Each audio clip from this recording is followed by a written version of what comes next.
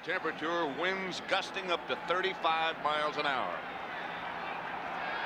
And we'll see as the afternoon progresses what kind of an effect that will have.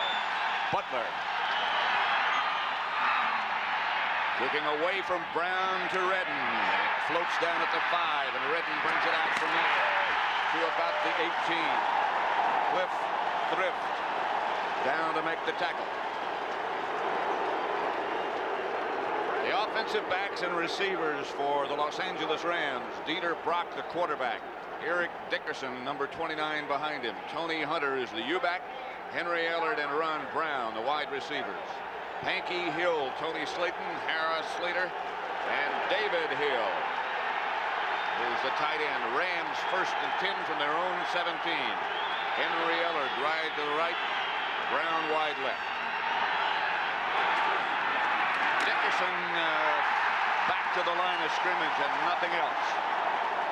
Singletary met him right there.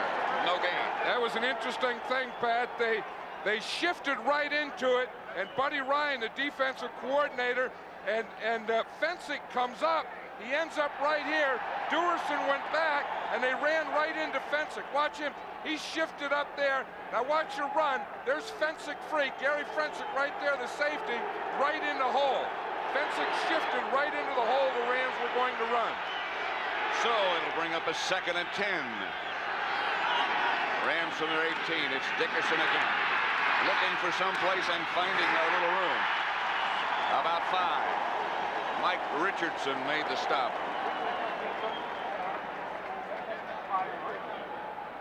Let's see if we can see that shift again. They're doing the same thing. You see, this is Duerson back here. Fensick comes up here and he's playing a linebacker. This time, they get a pulling guard up here and he knocks it back. They said, I got a safety playing linebacker. Watch this. Watch Kent Hill when he comes around here. Watch the contact. Oh, right there was a right tackle, Jackie Slater. Tyrone Keys has replaced William Perry. And Dickerson is hit behind the line of scrimmage by Steve McMichael, and the Rams will have to punt.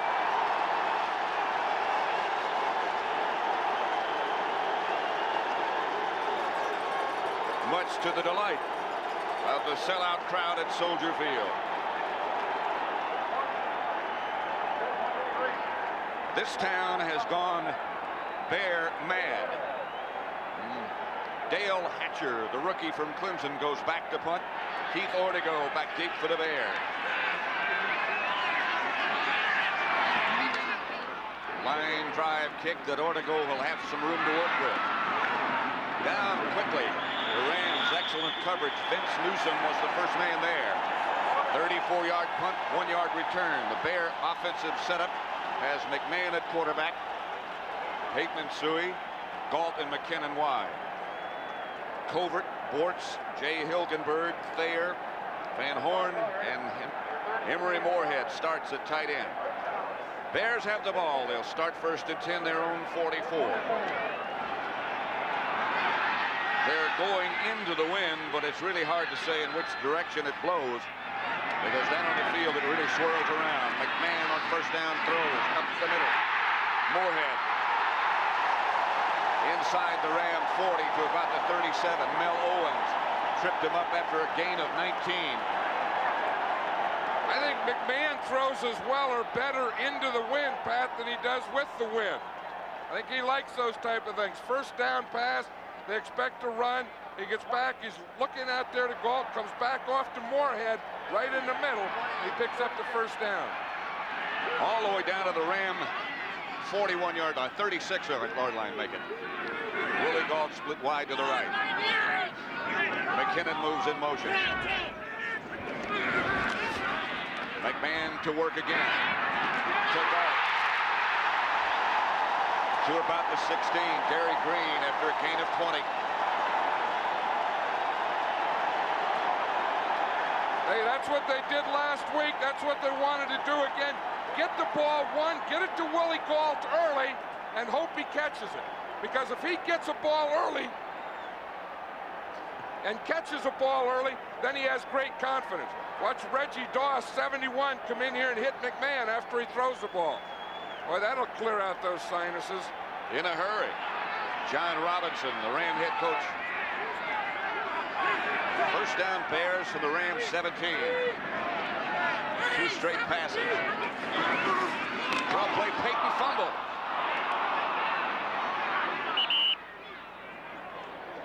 Not sure who got it. Mike Ditka looking on from in front of the Bear bench. Well, that's something you don't see happen very often. Peyton doesn't leave it on the ground much. Covert made the recovery for Chicago. Well, the Ram defense got some penetration, and they got to Peyton before he got to the line of scrimmage. But that's the type of thing we're talking. These are the types of things that are very subtle that the Rams do well. You know, you get going on them, you're moving, and then someone gets some penetration, makes a play like this. Look at how they shut down everything. There's no place for Peyton to go. Second down and 12. Now from the 19. 17. Tesui. Stopped by Carl Eckern after a gain of about 4. Let's check that Ram defensive lineup. Up front, Doug Reed. DeJournay starts, but they alternate at the nose tackle position. Reggie Doss at right end, the linebackers, and this is a good group. Owens, Eckern, Collins, and Wilcher. And the secondary, Green and Urban, cornerbacks, and Cromwell and Johnny Johnson, the safety men. Peyton and Gentry are now the 2 running backs. Gentry is dangerous, but he stays in the block. McMahon will take it. And takes it in. Touchdown.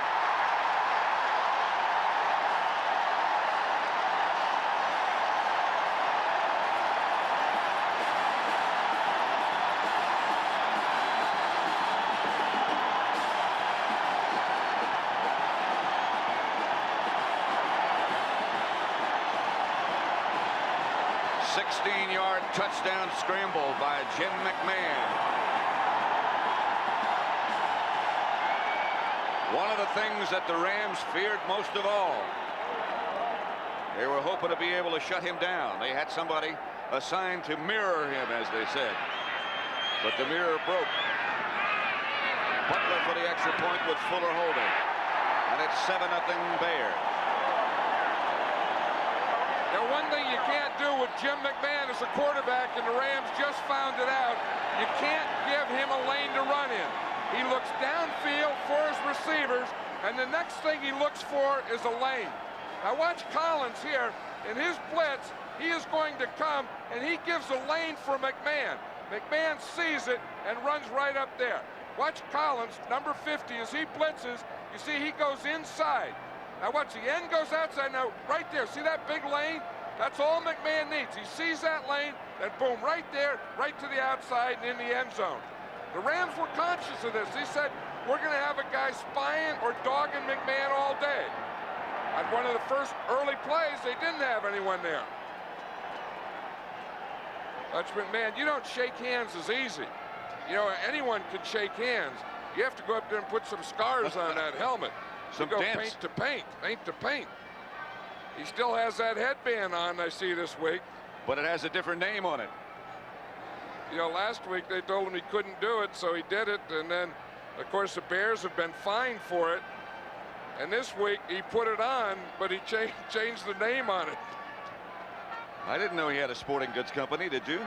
No, but I think that's the answer. I think they got a letter from Commissioner Pete Rozelle, and I think that's McMahon's letter back to him.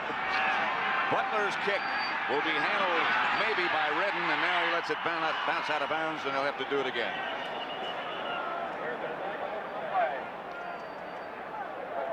A 16-yard touchdown run by quarterback Jim McMahon as the Bears of Mike Ditka on top 7-0. The scoring drive then, 5 plays, 56 yards.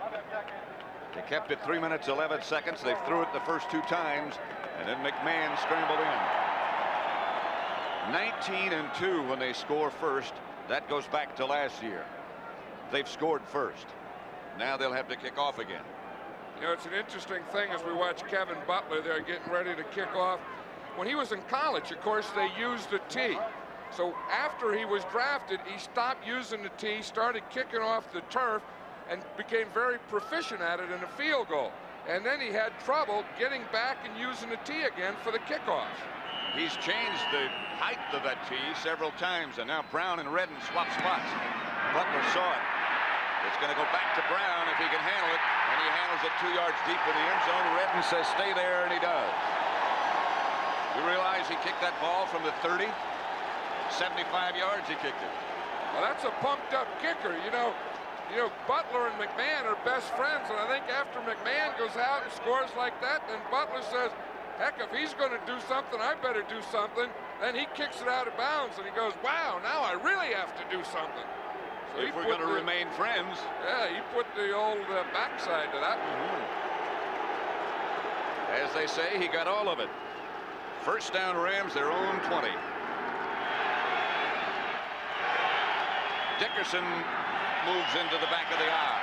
Dieter Brock throws outside, intended for Duckworth behind him. The Bear defense has become very well known, but just in case you don't know them, Hampton, McMichael, Perry, and Dent start up front. The linebackers, and this also is a very good group, Wilson, Singletary in the middle, and Wilbur Marshall. And the secondary, Richardson and Frazier, the corners, and Durson and Finsick, the two safety men. Dickerson stands alone behind Dieter Brock. David Hill in motion. Back to Dickerson. Against the grain, and Dickerson gets back to the line of scrimmage and lunges for a yard perhaps. Mike Singletary on the stop. One of the interesting things the Rams and Dickerson were saying that we probably won't be successful early running, and they're becoming very prophetic because they're not successful early running, but they think if they just keep going at him, keep popping away, that they'll wear down this defense. I don't know about that. I don't either. Dickerson, as you saw, was very successful last week. Third down. Duerson showing blitz. They pick it up. Brock throws for Henry Ellard and throws it low. And again, we'll see Dale Hatcher to punt.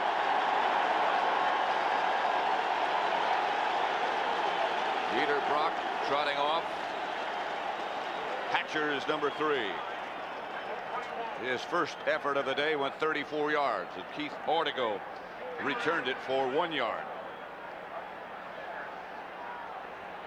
Dale Hatcher, the punter here, was a teammate of William Perry at Clemson.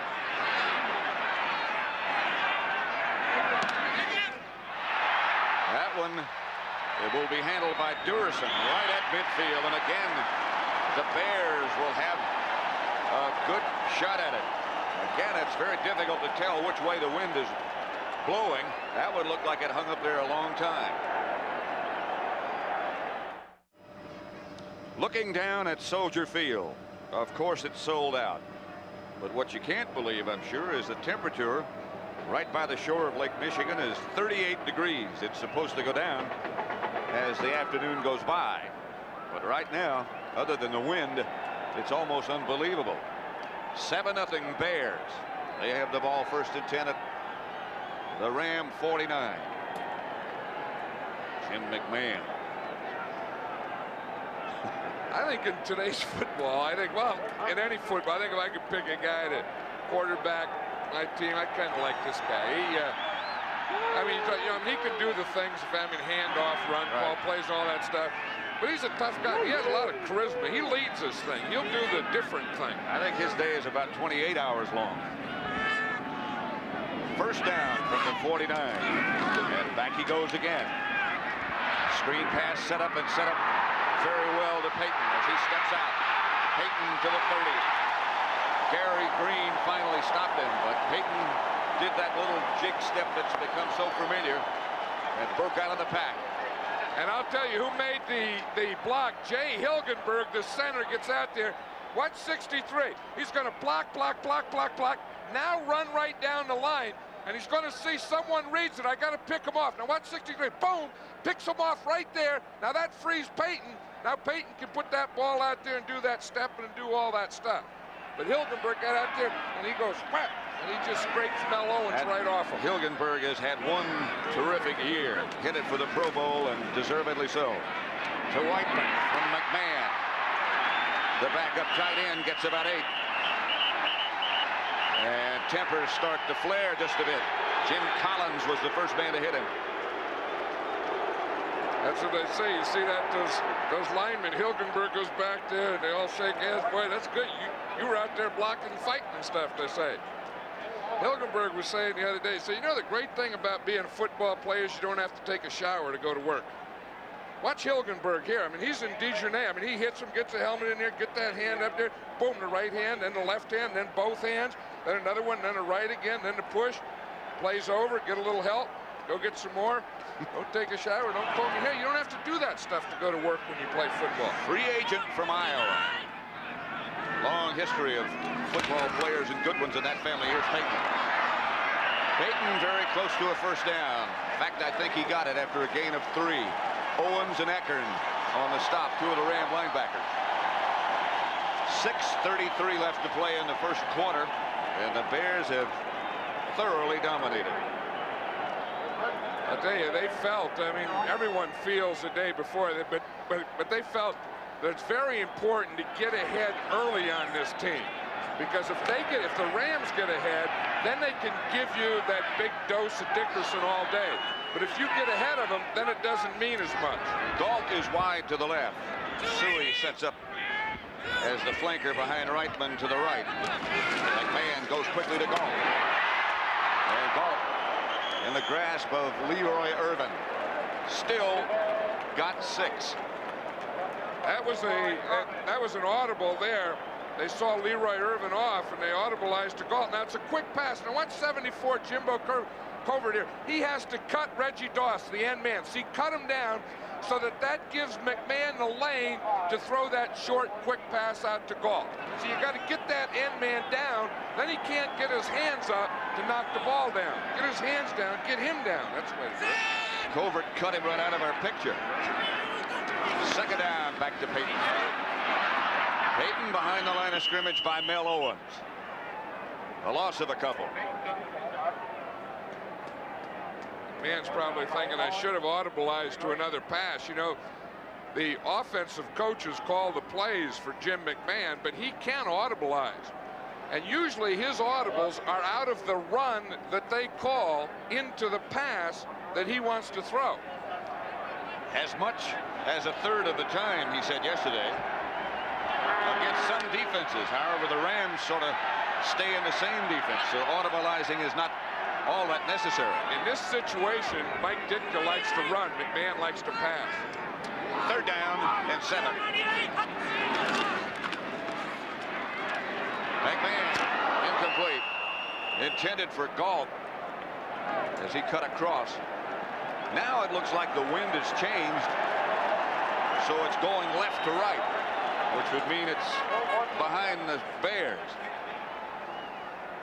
I'll tell you, if you're a player or a coach or a kicker or anything, and you start worrying about the wind and try and figure out, they take you right from the field to some metal joint. Kevin Butler from 33 yards away with Steve Fuller holding. Butler missed 3 times last week as they shut out the Giants. But he had a great year.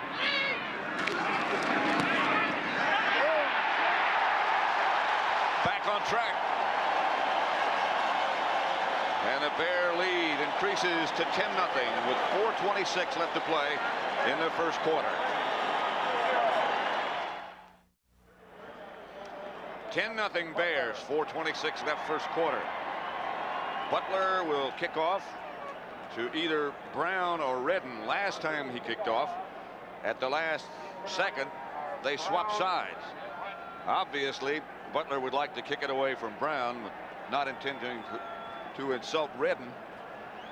See if they switch again. That's what they're trying to do. The Bears are trying to do what they call spot kick. Kick to a spot, then have all their cover guys run down to that spot. This is not a very good kick, and it's going to be handled by Brown at the 19. Don't forget, he's got that great speed. But he only returns it about 5 yards, 6 yards before Morrissey and Thrift bring him down. You know, of all the things that the Bears have done well this year, the one thing that they didn't do well was their kickoff coverage. And that's one thing they've been worried about. all year. And of course, when you're playing the #1 guy in Ron Brown, they've been worrying about it mostly this week. They started a pretty good start. 1st and 10 for the Rams. They're at their own 25. There is no safety man. Over Brown's head. They had a bundle if they complete that one. They didn't have any safety in the middle. In fact, they didn't have either safety on the field, Fensick nor Duerson. And they had a 5 defensive linemen. Watch all these guys up here. Here's 1, 2, 3, 4, 5 defensive linemen. Then they had 2, 4 linebackers. So they were 5, 4, and only 2 defensive backs and no safety. That's putting a load in the middle. That's one we haven't seen before. Now they go back into that shift. Fensick comes up. Dickerson comes out of there.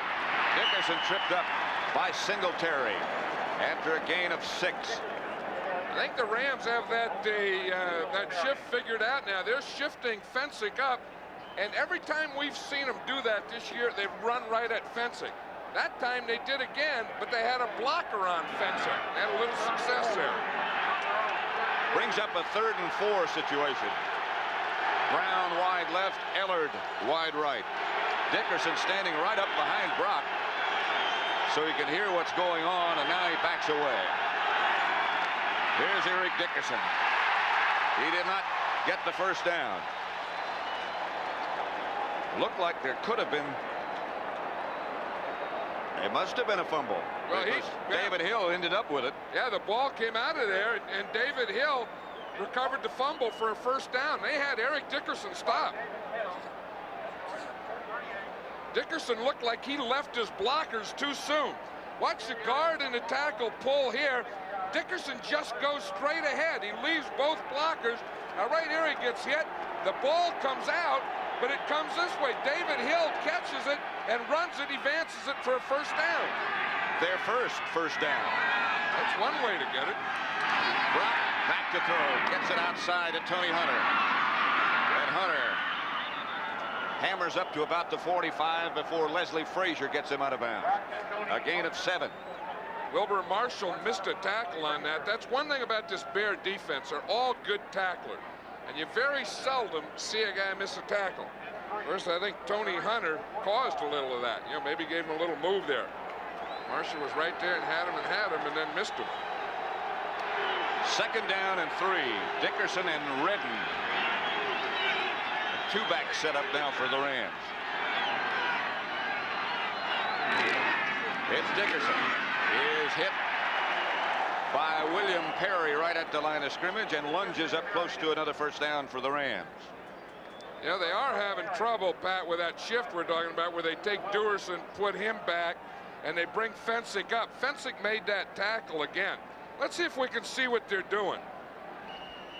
Here's where they start. Here's Fensick. Here's Duerson. Now, before the shift, then he comes up here and ends up here. Fensick does. Duerson goes back here, and they run right into him. Watch it. See, they show this. Now, here goes Duerson back. Here comes Fensick up, up, up, up. He ends up right there. See, he's the guy that made the tackle.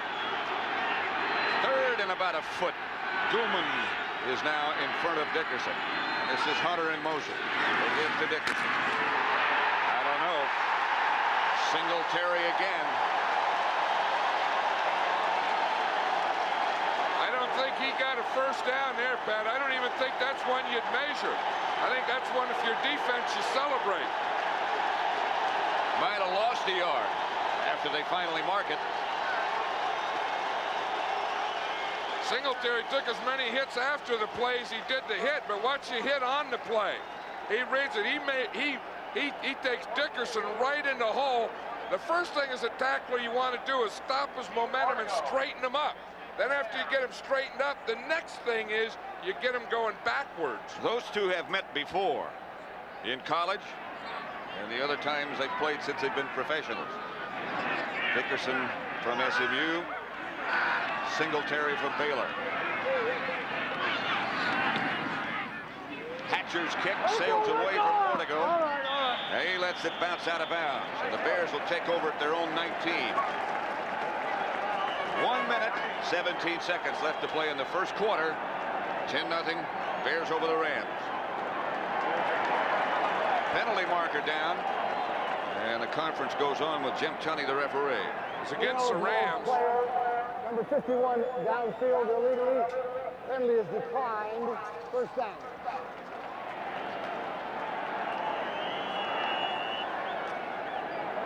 Bears lead it 10-0 as we approach the end of the first quarter, and they've been totally in control. The crowd is intense, and the hitting on the field is intense. Eric Dickerson and Mike Singletary just had a violent collision just a minute ago, and Singletary won that battle.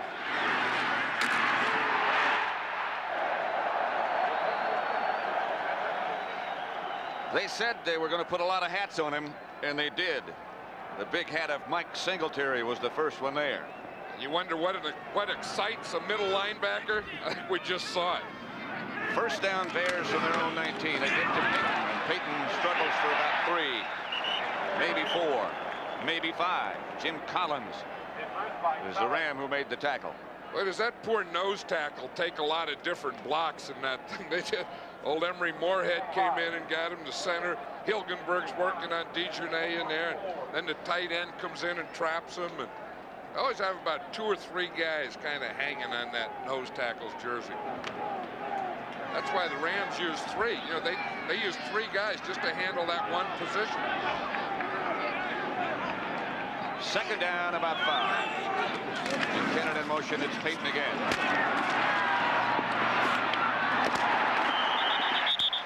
Jumped away from Nolan Cromwell and from Gary Green, and jumped very close to a first down.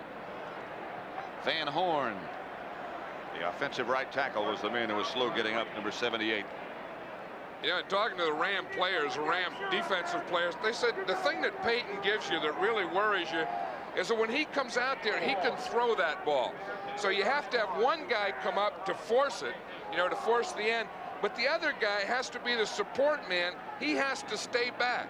Because Walter, if they both come up to help tackle on that end run, he just stops and throws it. He said that threat really takes away your aggressiveness on defense. 3rd and 1 from the 28. Pitch back to Peyton. Gets outside the 30, and that'll be a first down. Johnny Johnson made the stop, but they'll move the sticks. And they move the sticks because of the move that Walter Payton made on Jim Collins. Collins was free. He was square. He had him. Walter gave him a little move, boom, boom, boom, and he misses him. Watch him as Payton comes out here. Watch Collins. He has him there. He gives him the dip. He gives him the limp arm, and then he goes and gets the first down. Collins makes the tackle. It's no first down. And that's the end of the first quarter at Soldier Field, with the host Chicago Bears leading 10-0. Downtown Chicago and the Windy City today is living up to its nickname. Sears Tower, of course, this country's tallest building. First down Bears at their own 31. Suey was the man in motion. McMahon going for the bundle. Got Willie Galt, who almost came up with a catch, but it's incomplete. And Willie Galt had a step. Johnny Johnson was the nearest Ram, but Galt blew right by everybody. Well, that was the zone. The Rams are always in a zone, but this is where the safety has to come deep. You see, Johnson had the deep area. Galt got by him, but that ball did tricks in the wind. I mean, it was outside of Galt one time, then it was over his head, then it was inside. Willie was trying to adjust, then it was short, and he fell down. He made about 4 adjustments, one of them falling on his back on that play. That was the final adjustment. 104 to 21 in total yards. Bears lead in that category and on the scoreboard. McMahon outside Suey. That Suey gets about 7. Carl Eckern wrapped him up. I think one of the things that long pass to Willie Galt did is it tells that Ram defense, we're going to go deep. We know you're playing zone, but you better keep your zone deep. You better get that guy back there. That's Mel Owens, the Ram linebacker, the outside linebacker, who's down.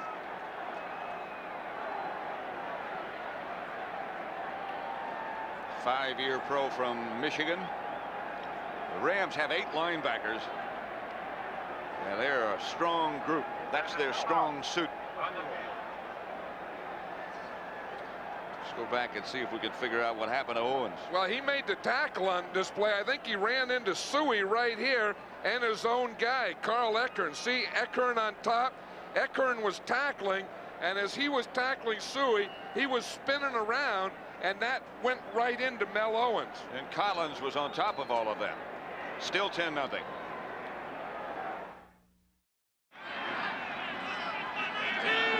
Third down and 4. 3rd and 3, call it.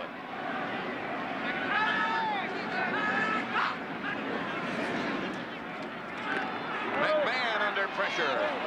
Throws high, intended for Payton.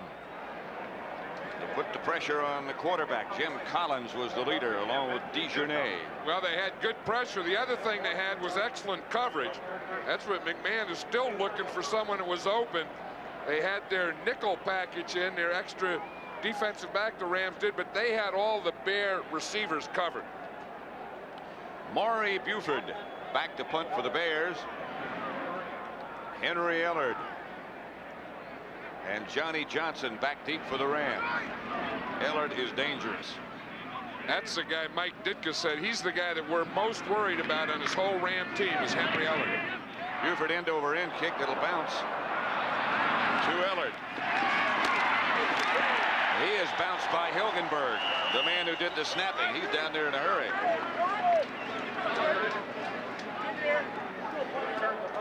Next Sunday, the season's premiere of CBS Sports Sunday, featuring the 1985 All-Madden football team in the World Triathlon Championships.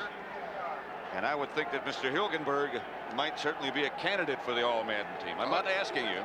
Well, no, he is. I mean, a guy that does that, he, plays center, snaps on punts, run down. His whole family, they all had center. Those guys never played catch in their life facing each other. They used to be in the backyard, and all they'd see is the backsides going all the time, and, shirt hanging out, stuff like that. There was a guy who was on it last year, Bill Bain. Bobby Duckworth will split wide to the left. Here's Dickerson, chased by Wilbur Marshall and taken down by William Perry. A loss of about 4.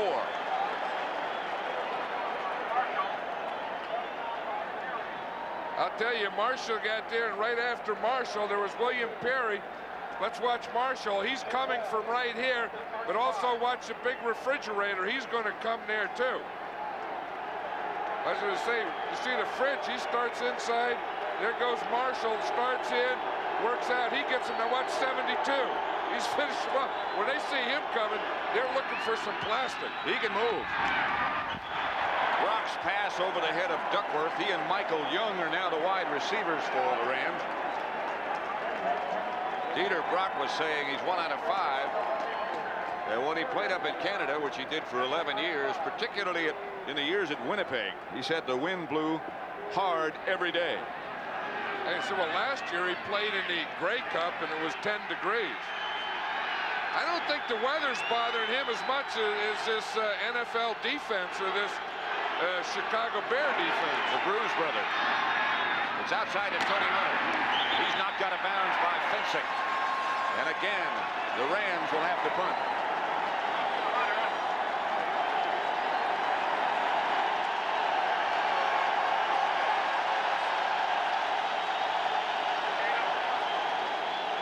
Otis Wilson. This city is Bear mad, particularly about the defense. Hey, we both stayed here all week. I have never seen a city support a football team or be so excited about a football team as I have being in Chicago this week. Boy, isn't that the truth? Everywhere you look, everything you hear.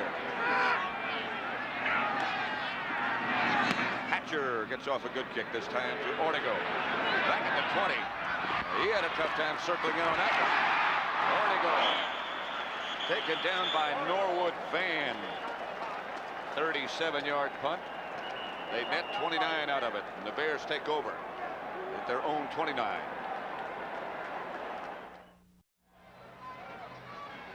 Let's watch what the wind is doing here. Here's the snap to the punter, Dale Hatcher. Watch how it just starts going out, out, out, out. He catches it outside. Then when he punts the ball, he punts it right here in the right hash mark, and it ended up outside the left hash mark. Ortego did well not to fumble it. Hatcher did well catching it. He did. Inside handoff to Calvin Thomas, and it didn't fool anybody. Reggie Doss. Jim Collins on the tackle.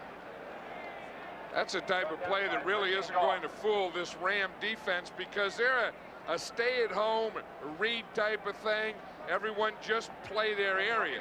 They started Walter Payton one way, then they came back underneath. But the Ram defense is a very disciplined group. Of course, then you say, well, then how come they gave McMahon the lane to run in for the touchdown? I don't know. That time they weren't. Their whole philosophy is very simple. Second down and about 11. McMahon back to throw. He's under pressure, and here he comes again. McMahon slides about a yard shy of the first down under Carl Eckern. Picked up 9. McMahon says he doesn't understand that rule. He says, what's the rule? He's telling the referee, Jim Tunn, he said, they told me that if I slide feet first, they don't hit you, you're down. If I slide head first, they can hit me. So I changed from sliding head to feet, and they still hit me. What's the deal, ref? Watch him here, it's the same thing. Now, number 69 is Meisner. He's the nose tackle. I think he was supposed to be spying on McMahon. You see him coming here? He's just not fast enough. McMahon gets by here. Now he gets a play. Now he sees he goes feet first, and he still gets hit.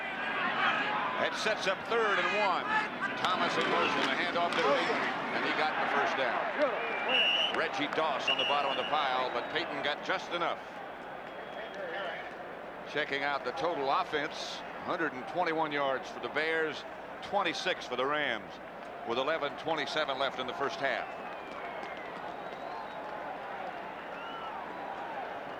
There's the fridge. I saw him out here earlier, and he was just in a t-shirt. You know, he's getting that weight down. And I've always noticed when a guy gets his weight down, he starts wearing a lot of t-shirts. You know, when you have your weight up there, you wear a lot of coats and stuff over you. You thought his weight was going down? I think his weight's going down. Yeah, I do. I think that 7 and a 2 is getting closer to the middle of his body now. Looked like a full package to me when we were down on the field before. He said one thing. He said, I'll tell you, the wind doesn't bother me. He said, I feel sorry for those receivers. Fridge can anchor himself in there, but he stays where he puts those feet. Take a pretty stout breeze to move him around. Here's McMahon. McKinnon at the Ram 44. Gary Green stopped him. I don't know if that's with or against the wind, because the wind is swirling down there, but that was a heck of a throw by Jim McMahon. Watch Dennis McKinnon. He's going to come up, then he's going to run an in here towards us right now, but that ball was zipped right in there. He hit him right between the 8 and the 5. We were talking about the weather forecast yesterday with Dennis McKinnon. He said 40 degrees. Man, it's going to be a breeze. 7 out of 10.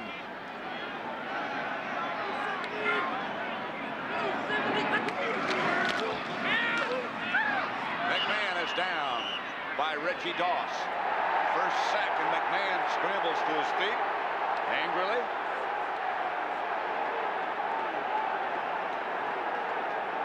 He wants to get in a fight. You can't do that. The quarterback, you can't fight.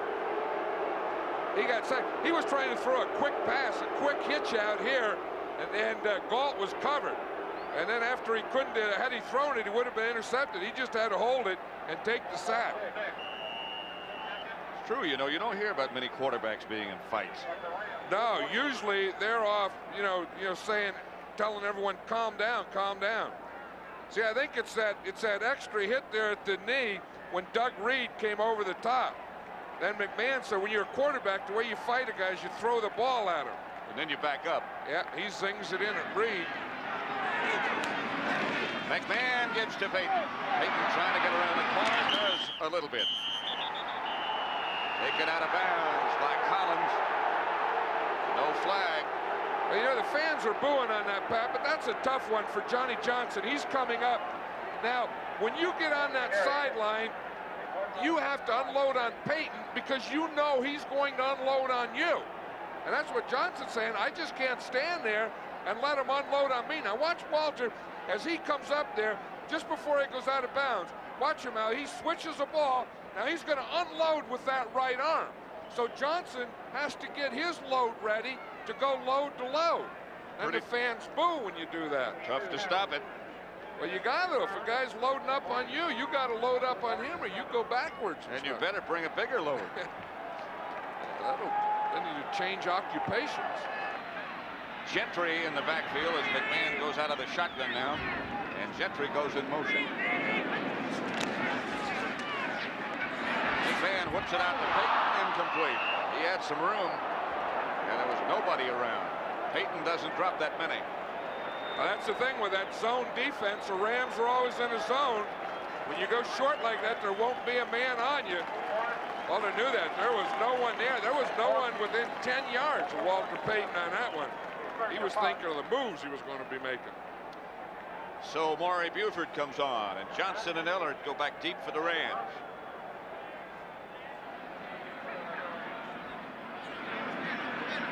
Buford's first effort was of 37 yards. Leroy Irvin. I said Ellard. It's Leroy Irvin back deep.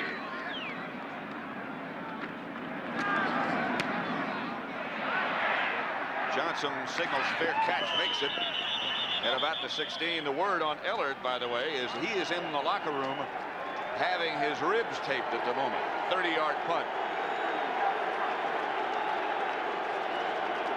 9:35 left to play in the first half at Soldier Field. The Bears lead 10-0. This was last week's most embarrassing moment. Sean Landetta, the punter for the Giants. Look at his hand underneath the ball. You know, and all punters watch and evaluate each other. Talk to both punters of the Bears and the Rams, and they say that that wouldn't happen to them because they hold the ball on top of the ball. Their hand, instead of being under the ball in the drop, is on top of the ball with the drop. And in a win, that would certainly make a difference.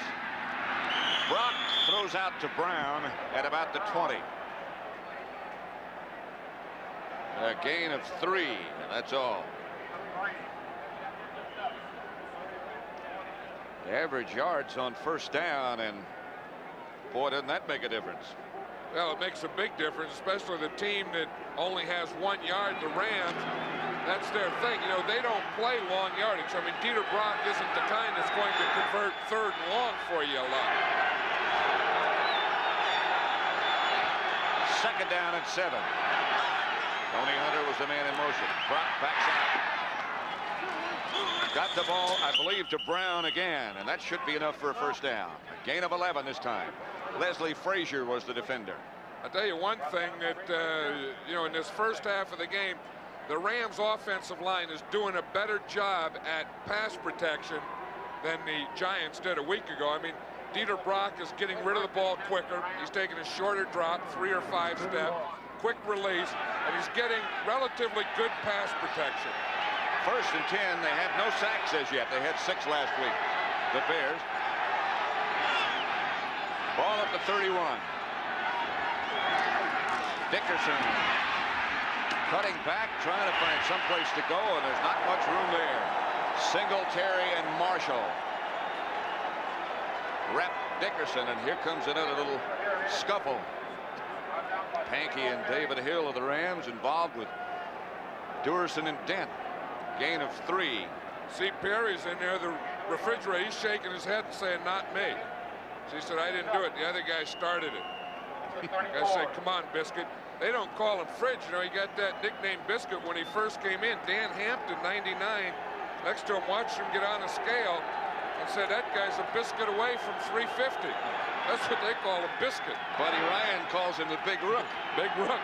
Big Rook, Biscuit, Fridge, Refrigerator. Got a lot of names. Brown has the ball. And the penalty marker goes down. I think Brown might have run out of bounds. I'm not sure. It's Michael Young, not Brown. If you look at the official on the sideline right here, Burl Toller has his hat off. That means he threw the hat when Brown went out of bounds. It's Young, not Brown. We're both wrong. but I think he did go out of bounds. Well, he did go out of bounds because Burl Toller is back here on the 35-yard line with his hat off. The receiver went out of bounds, making him ineligible. Loss of down only, 7 down. But the rule is the receiver can go out of bounds and come back in and catch a tip pass. He can come back in and block, but he can't go out of bounds and come back in and be the receiver. Watch, he got bumped. You know, the thing is, he did go out of bounds, but that was an illegal bump. Mike Richardson can't bump him after 5 yards before the ball's in the air. You can bump that first 5. Now, that official, he did a good job of catching Young going out of bounds, but he did a bad job of catching the bump that knocked him out of bounds that was illegal. Michael Young this time is where he was last time, split wide to the right. Brock looking in that direction. Batted away by Tyrone Keys. That was part of their package. That was part of the scheme. He's 6'8", and he batted it down.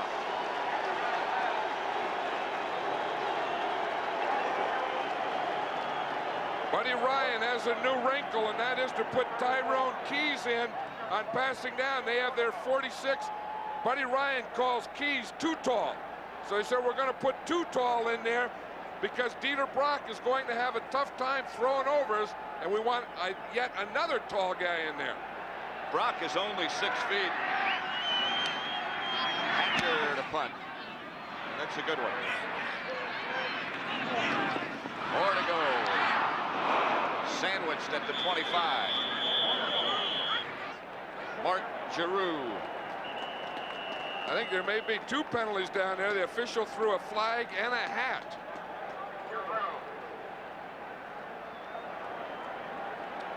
There is a yellow flag down. He's got his hat back. There's the flag. Well, that's the first thing you see is you throw a flag, and then if you see another one, you throw a hat. Then your third thing is a bean bag they throw. They're just calling 1 penalty, though. Blocking from behind above the waist or something. That'll be 10 yards against the Bears. That's a 44-yard punt by Hatcher. Block on the return, number 29, Chicago, 10 yards, first down. Call against Dennis Gentry. 7:14 left to play in the first half, and the Bears continue to lead by that same margin, 10-0. Let's go back and look at that pass to Young a minute ago where he was called for being out of bounds. Look what gets him out of bounds. Of course, Richardson hits him there in the first 5 yards. Now watch that. He knocked him out of bounds with his shoulder and his right arm, and then Young came back in and caught the ball. They said that that was illegal. Now Art McNally of the league office says that that was incidental contact that knocked him out of bounds. I don't know if Robinson saw that one, but when he sees that one, he's going to say that incidental contact is what makes guys change professions. Changes the color of your hair. Yeah, that was a bad one. They can call it anything they want, but that was a bad call. First down, Bears. McMahon gets it outside of Payton. Payton gets it outside and out of bounds. Knocked out by Mike Wiltshire. Gain of only 3 as Tom Thayer was out in front of Payton with a good block. Yeah, they did that play before, remember, and it was Jay Hilgenberg got out there with a good block, and as you say, that time the right guard, Tom Thayer, got out there and made that block. Bears have it 2nd and 7 from their own 19. 6:40 left to play in the first half. McMahon retreats, flag is down, and McMahon comes out of the pack. Stopped by Collins. But a penalty marker down. But there we see again the thing that Jim McMahon does. He's going to go against the Bears anyway, but he'll look for a receiver. If the receiver's not there, he looks for the lane to run in. And if that's not there, and if there's a penalty, then he smiles about it, and he knows there's more to come. He says, boy, this is a little easier today than I thought. 5 yards, still second down. Still second down. McMahon looking over to the sideline. It'll be 2nd and 12.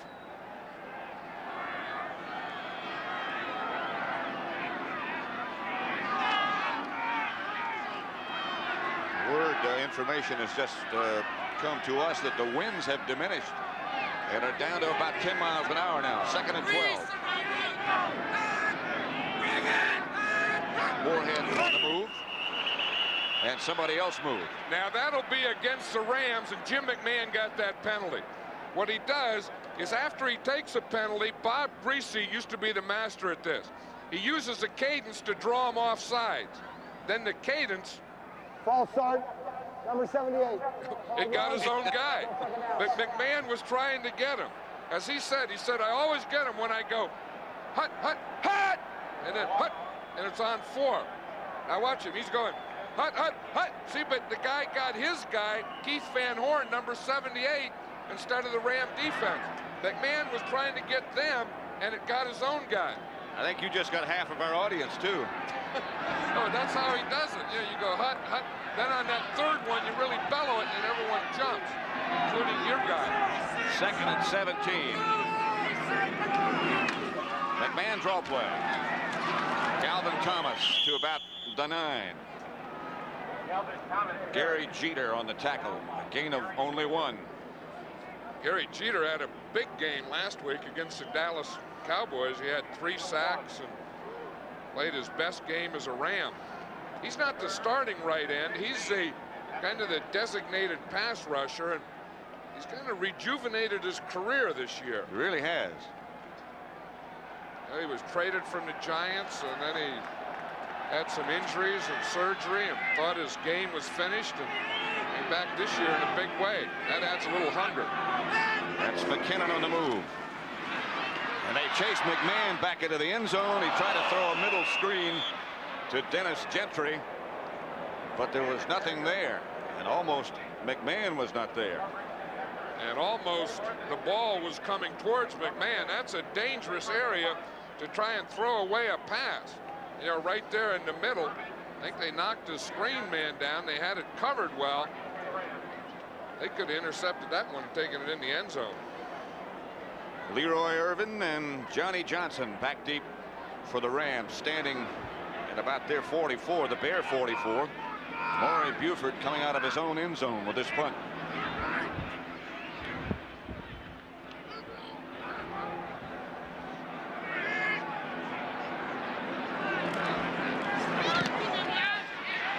Buford's punt bounces away from Johnson. It really takes a Bear bounce. Some confusion between Irvin and Johnson as to who would handle it, and it winds up all the way back at the Ram 35, a 55-yard punt. Of course, we have to remember that the top punt returner in the league, Henry Ellard, isn't in there.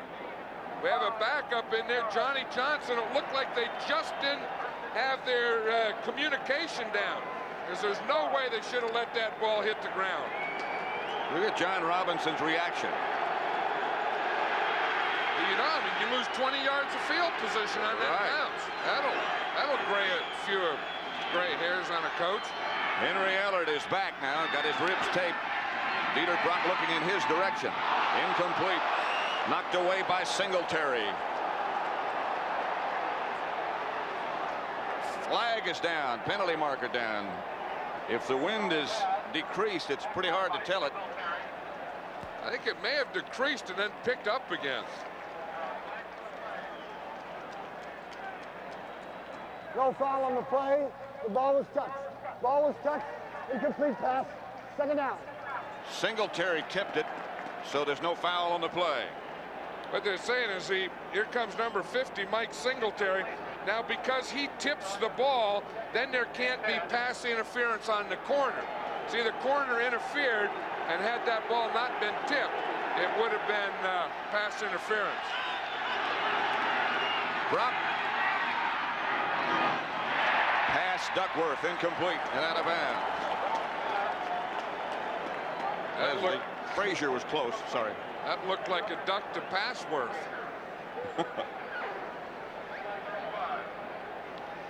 See the goalposts and the ribbons up top, but the posts themselves wiggling in the wind.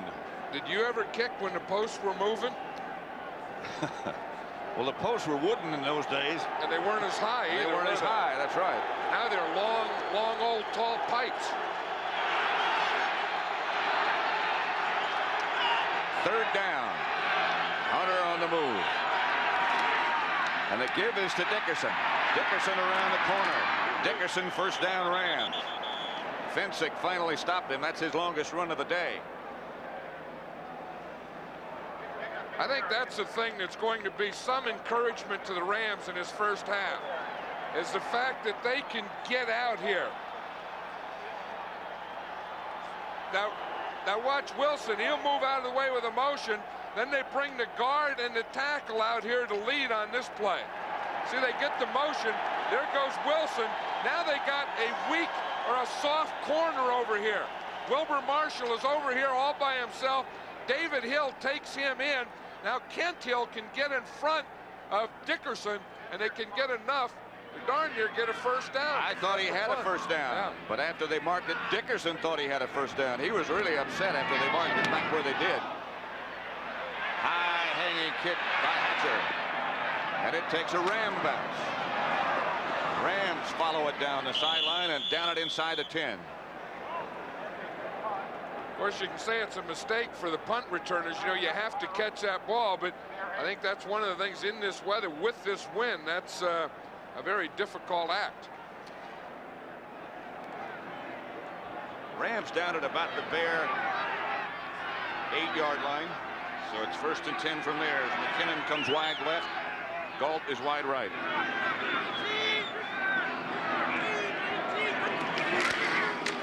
Tipping. And there is nothing there. Peyton might have struggled for a yard, but not much more.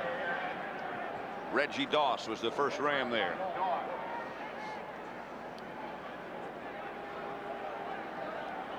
It's Mike Singletary, nicknamed Samurai. He's in there smiling about, well, we're doing some hitting out there today, aren't we, guys?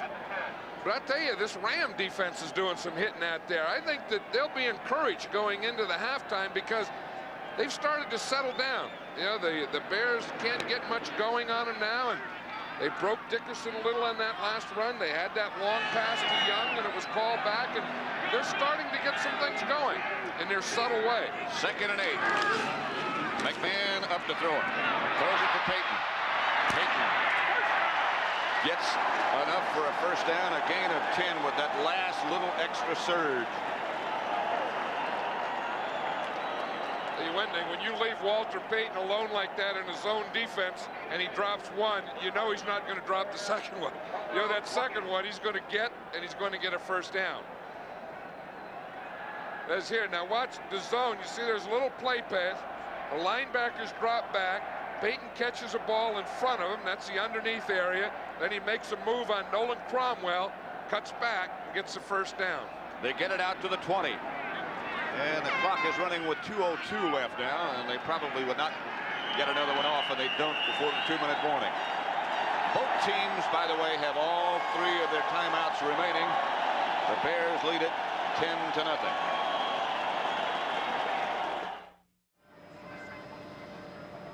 Looking down at Soldier Field. Earlier today, one of the people flying a helicopter up there where that camera is located was saying that the wind at that altitude was gusting up to 60 miles an hour. Amazing how steady they can stay under those conditions. 10-0. You have to be real steady to get in one of those things and go up there when it's 60 miles an hour. I don't think I'm going to catch you in one, am I? Never leave the ground.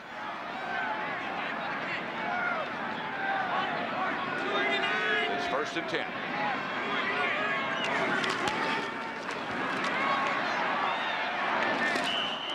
Incomplete, intended for Matsui. Jim Collins on the coverage. Mike Wiltshire put a little pressure before he was picked up by Peyton.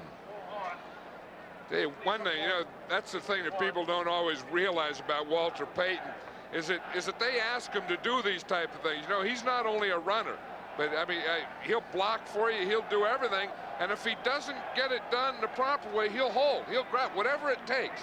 When you've been in the league 11 years, you get your body turned a little, you grab, you pull down, do those things.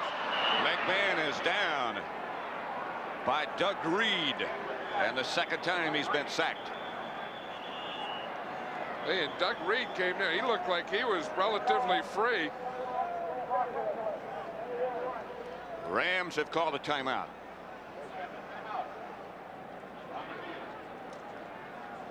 Doug Reed looking on.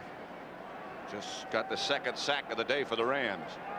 I remember a year ago, Doug Reed's a second-year guy, but a year ago when he came in from San Diego State, he was the big surprise in their training camp and so on. And he was also the guy that had to replace the legendary Jack Youngblood. Now we see Doug Reed here. We get this linebacker's blitzing, and Reed is coming here. And Van Horn, the right tackle, isn't sure who he should take. He tries to go out. He finally goes with the linebacker. The tight end was supposed to block Doug Reed on that play. And he came down to cut him, and he missed him. Doug Reed got there. The Rams have taken the timeout, leaving them with 2. John Robinson, old friend of yours, close friend of yours, and what a nice man. Well, forever. You know, John Robinson and I grew up together. We were in grammar school and all that, and I know what he's telling those guys. He was telling them because I know the way he thinks. He's telling we got him now. Yeah. He's telling we got things going. We got them backed up. We got our running starting to go. We got a little passing on them. We're going to beat them in the second half, guys. We're wearing them down. I know that's what he's saying. That's Payton in motion. And the handoff is to Suey. He'll cut back. Collins was looking at him. A gain of 9, but that just about gets back to the original line of scrimmage. Carl Eckern on the stop.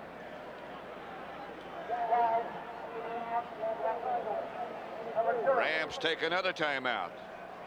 And so now they have 1 remaining.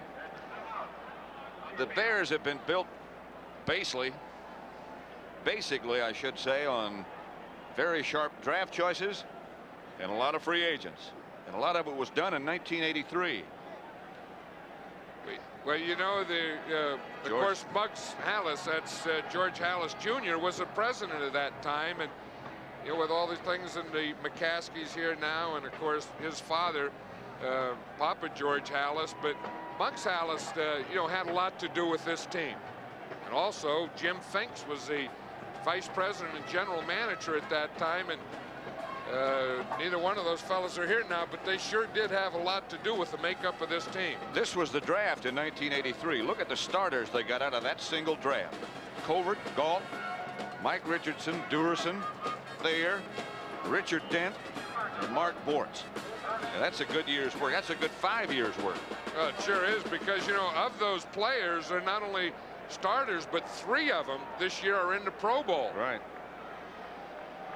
So Maury Buford back to punt. And Johnson and Leroy Irvin stand at midfield. Buford's going to get it between them again, it looks like. No, Johnson makes the adjustment. Johnny Johnson back to the outside. Fumble.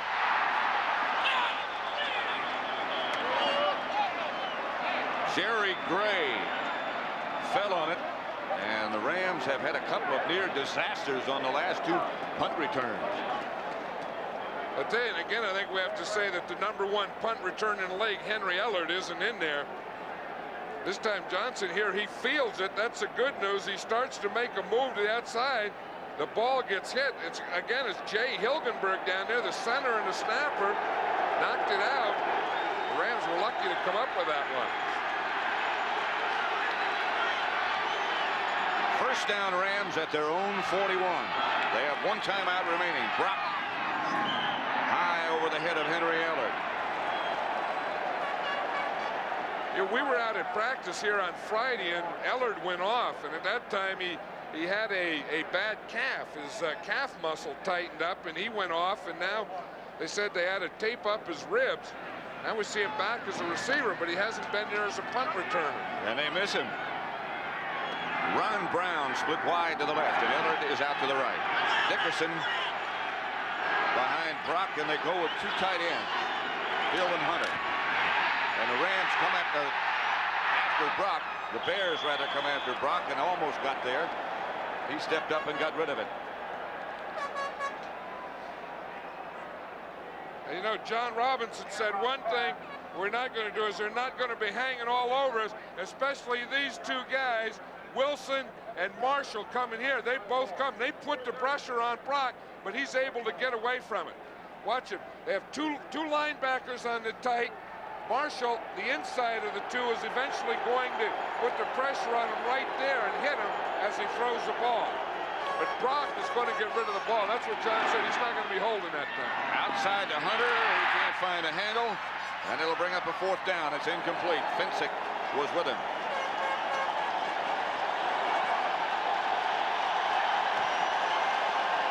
Listen to the applause for the Bear defense.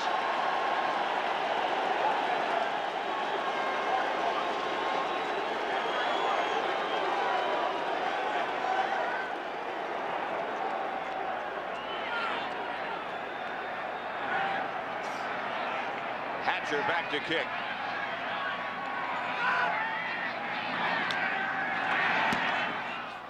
And it's a Honey. Ortego lets it bounce in front of him. It hits a Bear. It hit a Bear, and the Rams recovered it. Rams have the ball. It hit Reggie Phillips, and the Rams recovered. Reggie Phillips was down on the ground, and the ball bounced back into him. The ball hit. He was down on the ground. And Jerry Gray made the recovery for the Rams. Well, number 48 right there is Reggie Phillips. You see him, he's blocking. He's not trying to touch the ball. He gets knocked down. Look, he's on his back. The ball bounces, hits him right in the knees. Now it's a live ball that can be recovered by the Rams.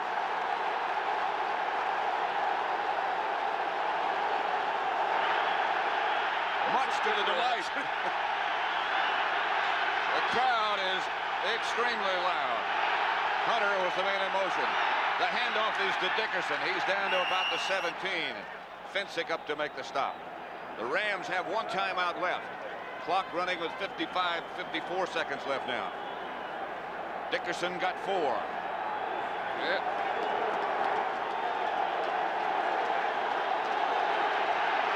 Rams are probably going to try and get a 1st down before they take their next timeout, but they better hurry up. Using a lot of valuable seconds. Here's Dickerson. Dickerson hammers down to about the 12, a yard short of a 1st down before William Perry and Singletary stop him. I think they're going to try and get another 1st down and huddle up before they have to take a timeout, but they don't have that much time. He's going to have to throw the ball out of bounds now. And in a hurry. I'm surprised they even got in a huddle. I have 2. Down to 10 seconds. 3rd and 1. Brock back to throw. Got a man in the middle. It's Dickerson. He's inside the 5 to about the 4. And the clock just ran out. I can't believe that. I can't believe that they had a timeout. I can't believe that they went with a huddle. Now they're saying they have a 2nd remaining. Well, there was 1 second. Now, you remember, anyone can call timeout now. So it's going to be who called timeout and what official heard it. This is interesting, but I don't know why. I don't know why that they went back to the huddle. I can't understand what they might have been thinking. I knew they were trying to save 1 timeout for the field goal. And you know, I think that's a smart thing. But to huddle up, I don't know about that. And the discussion, there's Buddy Ryan, the Bears defensive coordinator, out arguing, talking to Burl Choler. And the Bears won the argument. I don't understand that whole picture. Well, they had the timeout. They had 1 timeout left. By saving the timeout, they can throw inside, which they did. But I think Brock had a whole. I think 1, he spent too much time in huddle. 2, I think he had to wait too long before he could find someone. See, wait. Now he finally finds him. Now they can't take timeout until Dickerson is down. Now from here on, they can take timeout. So when he went down, they could have called timeout. But you can't take timeout before the play's finished. You saw David Hill trying to call a timeout. Here's Dennis Harrah trying to call a timeout. Brock is signaling timeout. Robinson's calling a timeout. Didn't make it. But again, they could all call timeout, but on the officials' behalf, they can't give timeout until Dickerson is down and the whistle blows. So a very confusing situation, and the Rams lost a golden opportunity to get something on the scoreboard. The Bears lead 10-0. Lansford set to kick it off in the direction of Woolley Galt and Dennis Gentry, both of whom are explosive. Funny looking kick in the direction of Gentry. Handles it at the 1. Is down at about the 23 in the arms of Vince Newsom, and a fight breaks out immediately. I don't suppose you could really call it a fight. Well, it's not over yet. May turn into one. A lot of pushing and shoving, and perhaps even some profanity.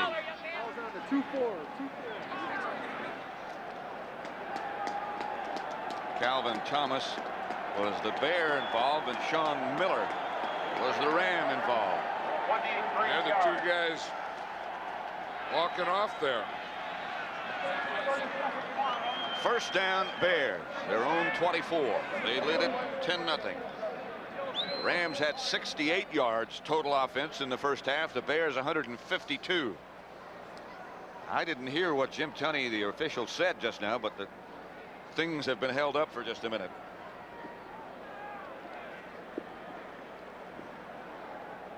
Not sure the 30-second clock is working, and that is the problem. It is not working. Maybe it froze. Things, you know, the wind gets to it, the cold weather gets to it, things just go boom, and they have what they call power pops. The chill factor got to it. McMahon coming out throwing as he began the game. Complete to Moorhead, as he did to begin the game. Collins on the stop, a gain of 8.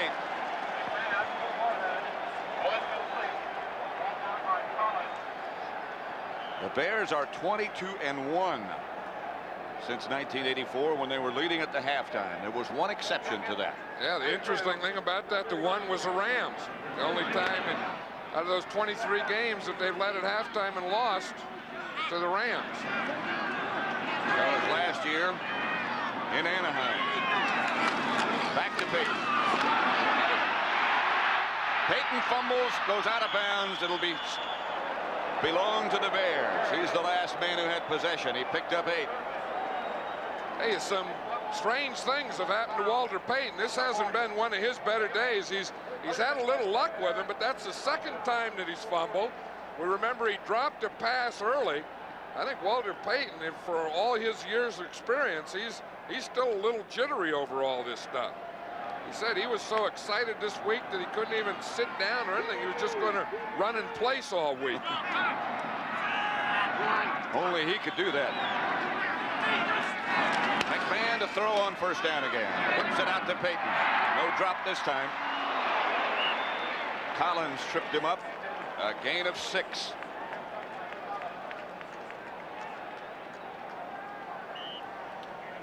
Bears took the opening kickoff, and McMahon scrambled in for a touchdown. Then they got a field goal by Butler, and since then that Ram defense has put a clamp on them. That's what I think. I think at that point the Rams kind of took over. I think they were a little unsettled. The Bears had things going early. The Rams, about that point, after that second score, they kind of took and got the control back. Suey this time. About 2 short of the first down. Here's Dieter Brock over in the Ram bench, loosening up. Well, you know, he has that glove on the left hand. He tore a tendon in his ring finger on the left hand last week. Luckily, of course, he doesn't throw with that hand, nor does he take the ball. He puts, when he gets the snap from the center, his right hand is the top hand, and that takes the pressure of it. Ball was placed by the official, and then it was blown away. Well, the wind almost gained a first down for the Bears. Almost blew it. It did blow it to a first down. And they were still in the huddle. They need a yard and a half. And they give it to Suey. And he won't get it. Reggie Doss was the first man there. DeJournay comes to join him. I'll tell you, DeJournay is the guy that called that play.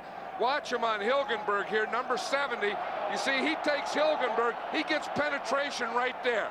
Now, he gets Suey at first. He slows him up, and then Reggie Doss is coming in from the outside. But Charles DeJournay, the nose tackle, got penetration. Anytime you run against a three-man line, you got to get the nose tackle. If you stop the run, it's usually the nose tackle somehow involved. DeJournay is a man who played in the World Football League. Johnny Johnson back deep along with Leroy Irvin. I remember when DeJournay was at San Jose State. I remember when he was with the San Diego Chargers. Buford gets off a good kick. Johnson lets it bounce, and it goes out of bounds at about the 23. And again, there's a little pushing and shoving between Vince Evans and Tim Reitman. The punt, Vince Newsom involved. They only get 28 yards out of the kick. It looked good in the beginning. There's this year's genius, Buddy Ryan, the defensive coordinator of the Bears. And John, you and I were talking a minute ago. This is our 5th Bear game this year, and we haven't seen anyone score a touchdown against them yet. Oh, and I think that's the thing, you know, and Buddy Ryan will be the first guy to say, I mean, he has this 46 defense, and it's all this and that, but the guys that make the defense are the guys we're seeing here, the players. I mean, anyone can play 46 and not shut out people the way we've seen. But these guys are good players. They're tremendous athletes.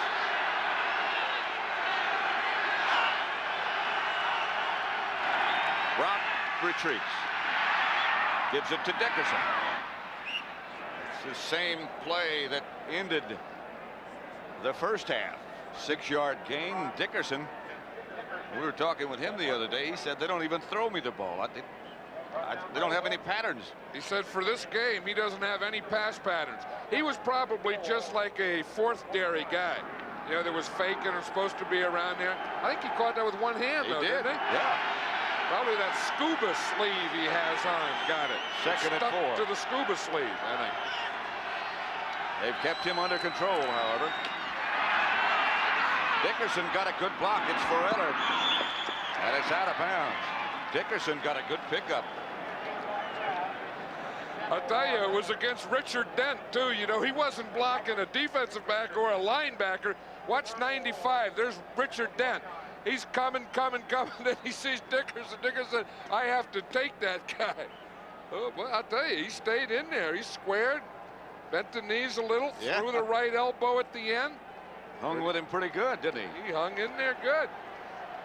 I'll tell you, that had to be a shock to Dickerson. You look, you know, you bend over, square up, knees bent, eyes up, open. Here comes Dent. Woo! They need 4 for a first down. Dickerson and Redden in the backfield. Ellard in motion. Brock. Incomplete. And now here comes the flag. Richardson grabbed Ellard before the ball got there. And that's going to be against the Bears. That'll give the Rams the ball right there. They're at the 48-yard line. Watch him right here. We see Mike Richardson. He's grabbing it. He gets his shoulder. He gets that right and left hand on Henry Ellard before the ball gets there. That was right out in front. Everyone saw that one. That's a Ram first down at the 48. Excuse me, John. You know what? Mike Richardson's nickname is L.A. L.A. because he's from Southern California. So L.A.'s playing L.A. Redden and Dickerson. This is Eric Dickerson. He breaks 1 or 2 tackles. Ball's on the ground. And Richardson, who was just called, gets the fumble recovery. That's the second one for Dickerson. I think on that play, Otis Wilson, Number 55 stripped Dickerson. Buddy Ryan, the defense coordinator, said, we're going to get 3 fumbles. Watch 55 here. Takes on the guard, Ken Hill. Then he works back. Now watch him come back and watch that right hand go in and knock that ball out. He grabbed that right hand, pulled it into the elbow, and that knocked the ball out of Dickerson. In fact, Otis Wilson told us that he was going to get 3 fumbles. He said Dickerson will fumble 3 times tomorrow. McMahon back to throw. Fires outside to Payton. Payton gets away from one and then steps out of bounds. It was Wilcher. Here's Otis Wilson. He's still celebrating. He said he could tell the guy, you know, I took on the guy. Kent Hill came, he blocked me. I took on him. Dickerson got in. It was that gap play. Worked back in and grabbed his arm. Now look at that turnover ratio. Plus 23 in their 12 wins. Minus 8 in their 5 losses. You could do that to just about any team. McMahon back to throw again. And now almost flushed out of the pocket. Had to throw it away. Under heavy pressure again from the Ram rush. Intended for Reitman. Coverage to Owen. Hey, one thing about this Ram defense is they're always playing a zone. They always have their underneath guys in the right spots, their deep guys in the right spots. And if you're going to hit them, you have to be right in those lanes and areas. You're not going to have guys running wide open against this Ram defense.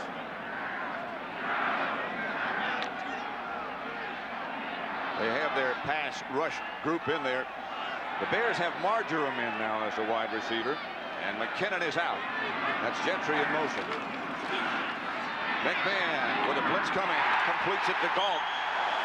And that'll be enough for a Bear first down. McMahon is down. Slow getting up at least. I tell you, he threw that right between Leroy Irvin and Vince Newsom.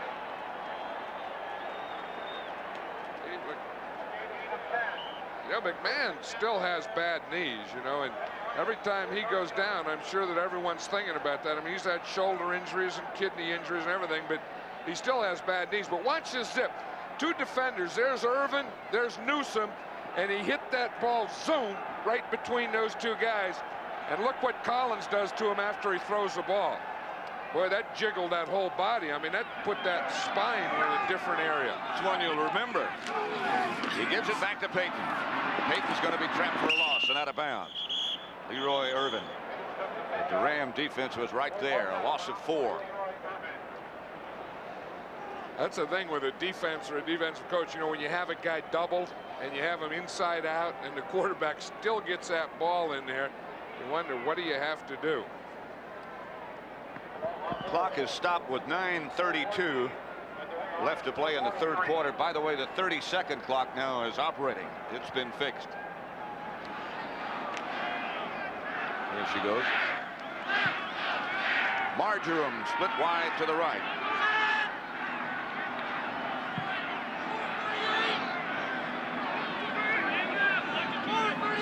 Suey said something to Payton that made him move. The pitch is back to Suey, and he does not very much. There wasn't much there. Vince Newsom. And the pushing and shoving continues. Just about every play we're getting something going here now. There's Dennis McKinnon going in. It looks like, you know, he's had some knee problems all year, and he only practices 1 or 2 days a week and comes out and plays in the game. But I'll tell you, he's the tough guy of this team. He's the guy that catches all the inside passes. He's the guy that does the blocking for the sweeps. He does things that you don't see wide receivers doing much anymore. And he enjoys doing it. 3rd and 13. And his coach, Mike Ditka, enjoys talking about it. Marjoram in motion. Handoff. Up the middle is Suey. Gentry, I beg your pardon. Suey was out. There was Gentry who picked up the 8 yards. This might be close enough for Butler. what they're trying to do is make them think pass and then pop that trap in there to Gentry. This is a big decision now for Mike Ditka. It's 4th down. Do you go for the field goal? It'd be a 52-yard field goal. Do you punt or do you go for it on 4th down? They're going for it on 4th down. 4th and 6. See what John Robinson is yelling to his defense. Watch out for him with that cadence to try and draw you off sides. McMahon says, I don't think we fooled him. We better take time out and talk this one over because we're 4th and 6, and that 30-second clock was down to 3. On the field. So, 7:55 remain in the 3rd quarter.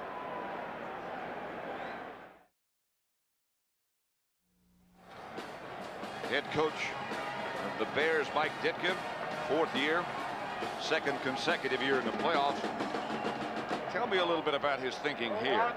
Well, I know what he's thinking. You know, if you punt the ball and it goes into the end zone, they get it on the 20, you only picked up 15 yards. The field goal is 52 yards with a funny wind. You may as well take a shot at it. Your defense is playing well. They need 6 at least. They put Peyton in motion. McMahon on a sprint out, and he can do it. They got Peyton, and they got the 1st down. The gamble paid off. A gain of 13. They only needed 6.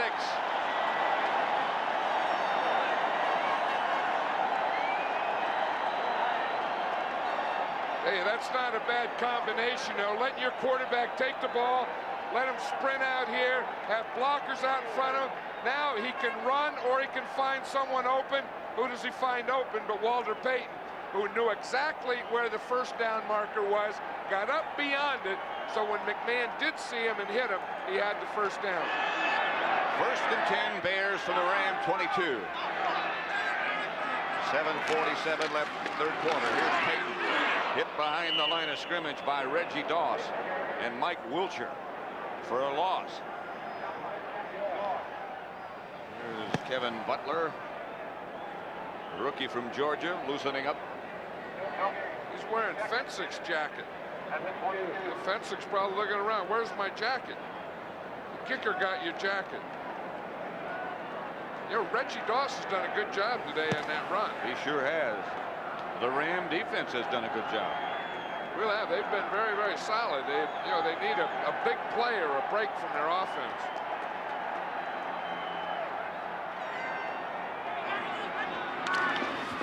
McMahon again sprints out. And throws for Galt, touchdown. What a great throw from McMahon.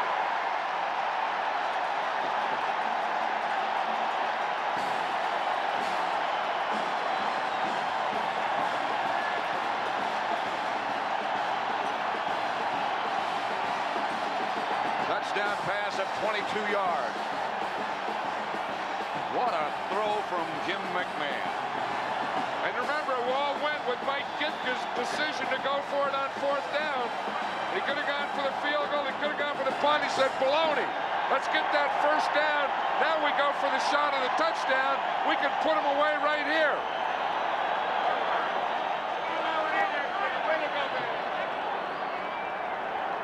Fuller holding. Butler for the extra point.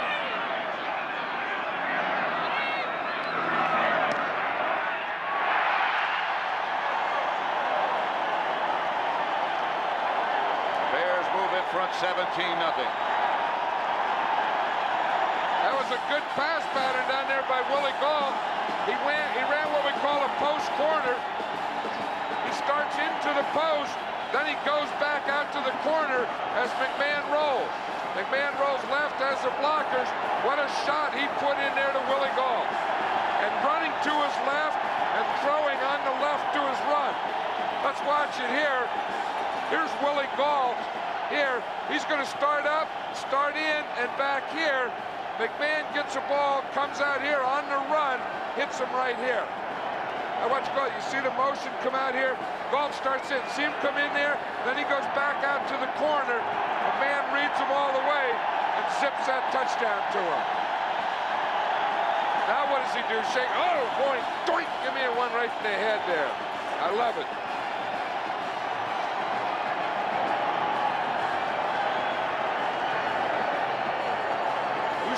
can't celebrate. This crowd doesn't know that. The Bears pitching another shutout.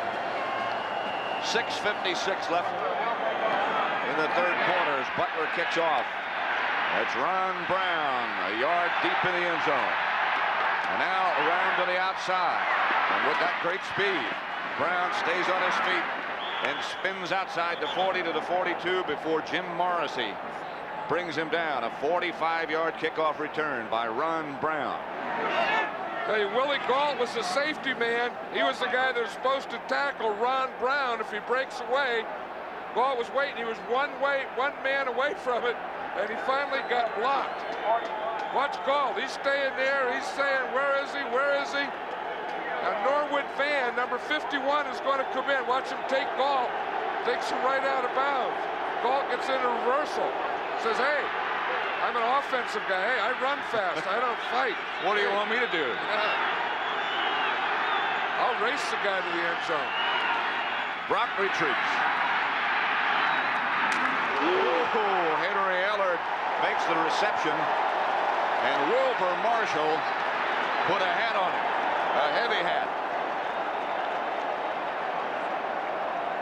Yeah, they're going to be barking like dogs out there. Let's listen to that one again.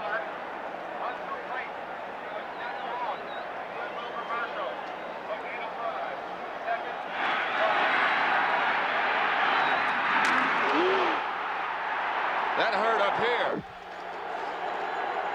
Brock gives to Dickerson. Dickerson whirls to the outside and picks up a first down at the Bear 45. Singletary after a gain of 6.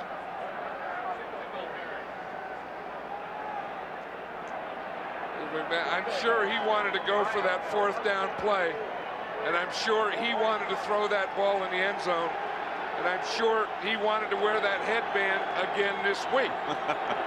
Last week, he got a letter from the league office that he couldn't wear it, so he wore it. This week, they got another he couldn't do it, so he wore it again. He just changed what was on the front of it. Here's Dieter Brock with time. Pass is picked off by Leslie Frazier. Frazier with the interception, intended for Ellard.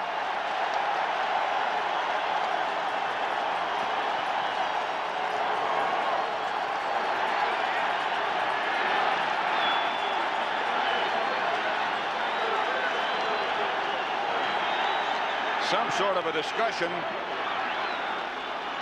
but it's Bears ball. No foul on the play. No foul. No foul. Leslie Frazier looked like he was there all the way and comes underneath for the interception. Watch him. He's on Duckworth there. He's running now. Instead of following behind him, look, he takes the interception angle all the way. He got underneath Duckworth, then he was running with him, and he got the reception. The interception.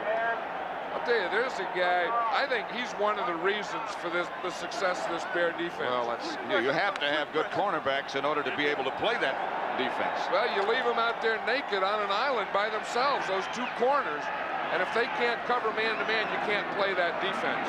McKinnon is back, by the way. He had a bruised leg, but apparently it's okay. Here's Suey straight ahead. Collins on the stop after a gain of 6. Look at that. Think they don't play tough in the second half? Well, you know, maybe they're the ones that wear you down. I know the Rams thought that they would be able to come in and run and wear this Bear defense down. Well, they got 2 today. Otis Wilson there, he's talking about New Orleans already. They got some work here to do before they go down there. 4:40 left in the third quarter. McMahon back to Payton. And Payton is stopped before he gets back to the line of scrimmage by Doug Reed. Refrigerators ordering some more supplies. What he's doing, yeah, he's saying for the post game, look, when that game's over, I want a good supply in there. We got to refuel this thing. What would the refrigerator be talking about on the phone? I mean, usually they talk about coverages, adjustments. That's Steve McMichael talking to him now. Maybe they're talking about offense. If they get down there, they're going to put him in on the goal line package. Both of them? Both refrigerators, you mean? McMichael. No, not McMichael. It's third down. McMahon operates out of the spread. Chased by Jeter. Pass is incomplete. No flags, not yet. Emery Moorhead was the intended receiver. Vince Newsom was the Ram defender. I still say that this Ram team has played very good defense today, but they just can't get a play. They just can't get anything going.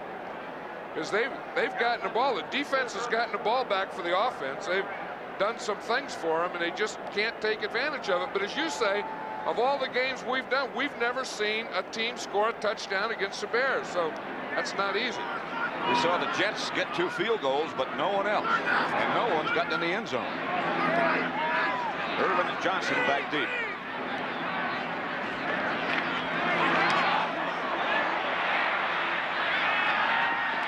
Irvin. And there's your penalty marker. Gentry on the stop. That flag looked like it came right off the Bears bench or the sideline. Wilbur Marshall was running in with the flag. This Bear defense is so excited, can't wait to get out in the field. They're running in before the return's finished.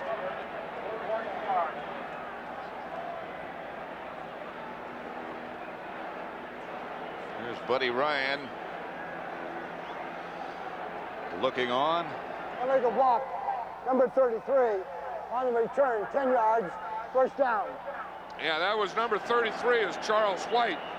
He's there on Sean Gale, 23. You see Gale has the position on him, and he can't block him anywhere else, so he just gets that push in the back. 3:40 remaining, third quarter, and the Bears on top 17-0. Pat Summerall, John Madden at Soldier Field, Chicago. The Bears lead at 17-0. Look what they've done in the second half this year. Here at home, 122-19. They've held Eric Dickerson to just 44 yards rushing in 15 carries. Brock back over the head of Tony Hunter. Well over the head. The refrigerator was close to Brock on that one. The Bears used a different defense there, Pat. They had all 3 of their linebackers right in the middle behind McMichael and Fridge. Maybe that's what they were telling Perry on the phone. They were saying, look, when you see all those guys behind you, don't worry, that's what we're doing. We've got a whole bunch of guys right behind you.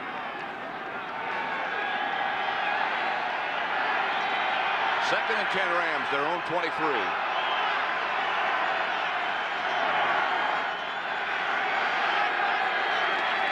Brock is back again. Richard Dent, Dan Hampton. Brock started a step up and came down in the arms of Dan Hampton. That's the Bears' first sack of the day. Yeah, Dan Hampton comes on a stunt. You'll see McMichael here work out. Here's Hampton right here. He crosses, comes in right here, works through a bunch of blockers in here, and then gets to him. Watch him, 99. McMichael's come, see, loops around. Now he comes up. There's 1 blocker, 2 blockers, works right through him, throws Hera aside, and sacks Dieter Brock. He had to go through a lot of guys to get there. The hard work at sack. Brock out of the pocket. Finally throws it over the head of David Hill.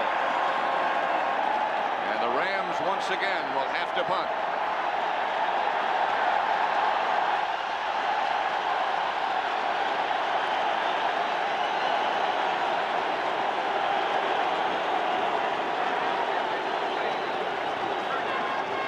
I'll tell you, when this Bear defense gets its engines going, they can rev them up full speed. They got them revved now. When they get going, they're pretty tough to stop. Hatcher back to punt, standing at his own 4. Or to go. Back deep for the Bears. Good kick.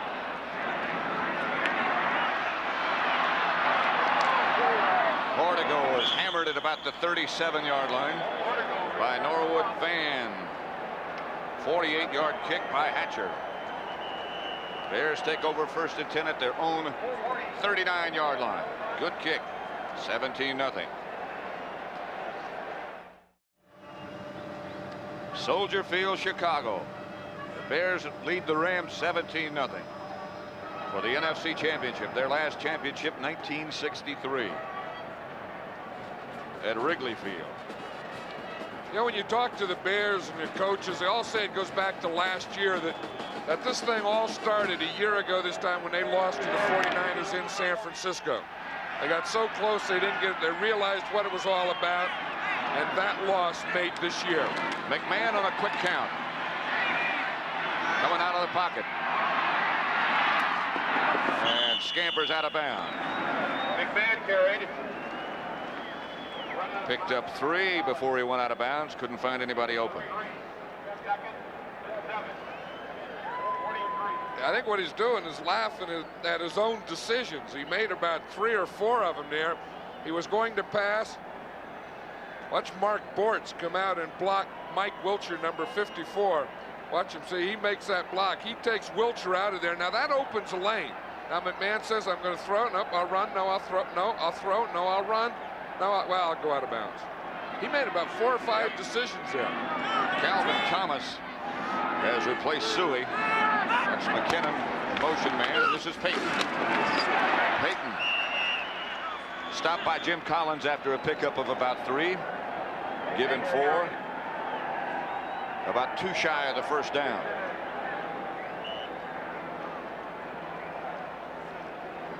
You talk about a guy that, you know, over the years has done so many things and worked and been the, you know, I mean, when the Bears have lost, when they've been a bad team, this guy's gaining over 1,000 yards. He's in Pro Bowls, but never got the one thing that they all want. That's a championship.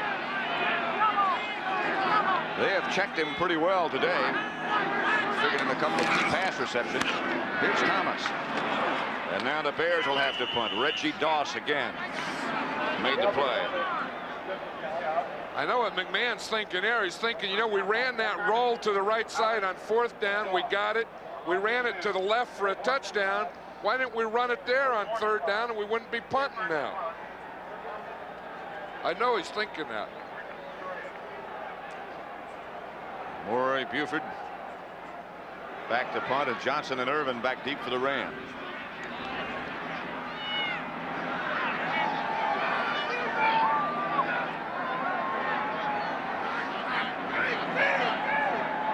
Buford from his 30. That one will stay up there a while. It looks like the wind is, well, it had some effect, but it winds up taking that bare bounce again. Inside the 20. Down by Cliff Thrift.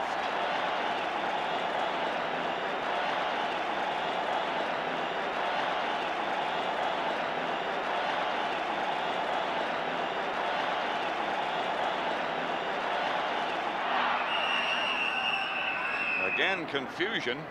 The Rams center wound up with the ball, and there come the penalty flags. That was a late flag. That had to be something way after the play. Defense number 99. 5 yards, still 1st down. Yeah, but how come the flag came out so late? Encroachment, that's number 99, and that happens well before the play. Now he starts, now he goes. Now the flag comes way late on that one. I mean, encroachment is something you do before the ball's early. 1st and 5. Rams have the ball their own 23. Less than a minute left, 3rd quarter. Brock back to throw. Going deep for Duckworth. And Frazier almost picked it off. And Refrigerator almost buried Dieter Brock right here at Soldier Field. Well, I'll tell you, did he get him after he threw the ball? Oh, boy, that is a big load. Watch the Fridge here. He comes in here when Brock throws the ball. He puts him right in on the curve. Now that had to be a big deal coming on. You watch him here, he throws it. There's a Refrigerator right there. Now just him landing at the end on you. I mean, Yeah, that's like, you know, getting caught under a truck or something. Who knows how much he weighs. He admits to 308. Here's Barry Redden. First carry for him, and it doesn't get much as Dan Hampton makes the stop. That's the formation they use when they run their option play. And that was the option play there. That was going to be an option. That's why Redden carried it for the first time. It's set up. We'll see Redden come here with the ball. Now Dickerson is trailing here. Redden's going to try an option right on this guy. If he comes, then he'd pitch. If not, he's going to run it. The end guy here is Otis Wilson. Now watch him. See the guard pulls. He takes a handoff. Otis Wilson comes right now. Dickerson was behind him. He didn't even have a chance to try and run the option. See Dickerson coming into it. That's the end of the third quarter. No flag. That's just the end of the third quarter with the score. The Bears 17, the Rams nothing. Ram ball their own 25. 3rd and 3.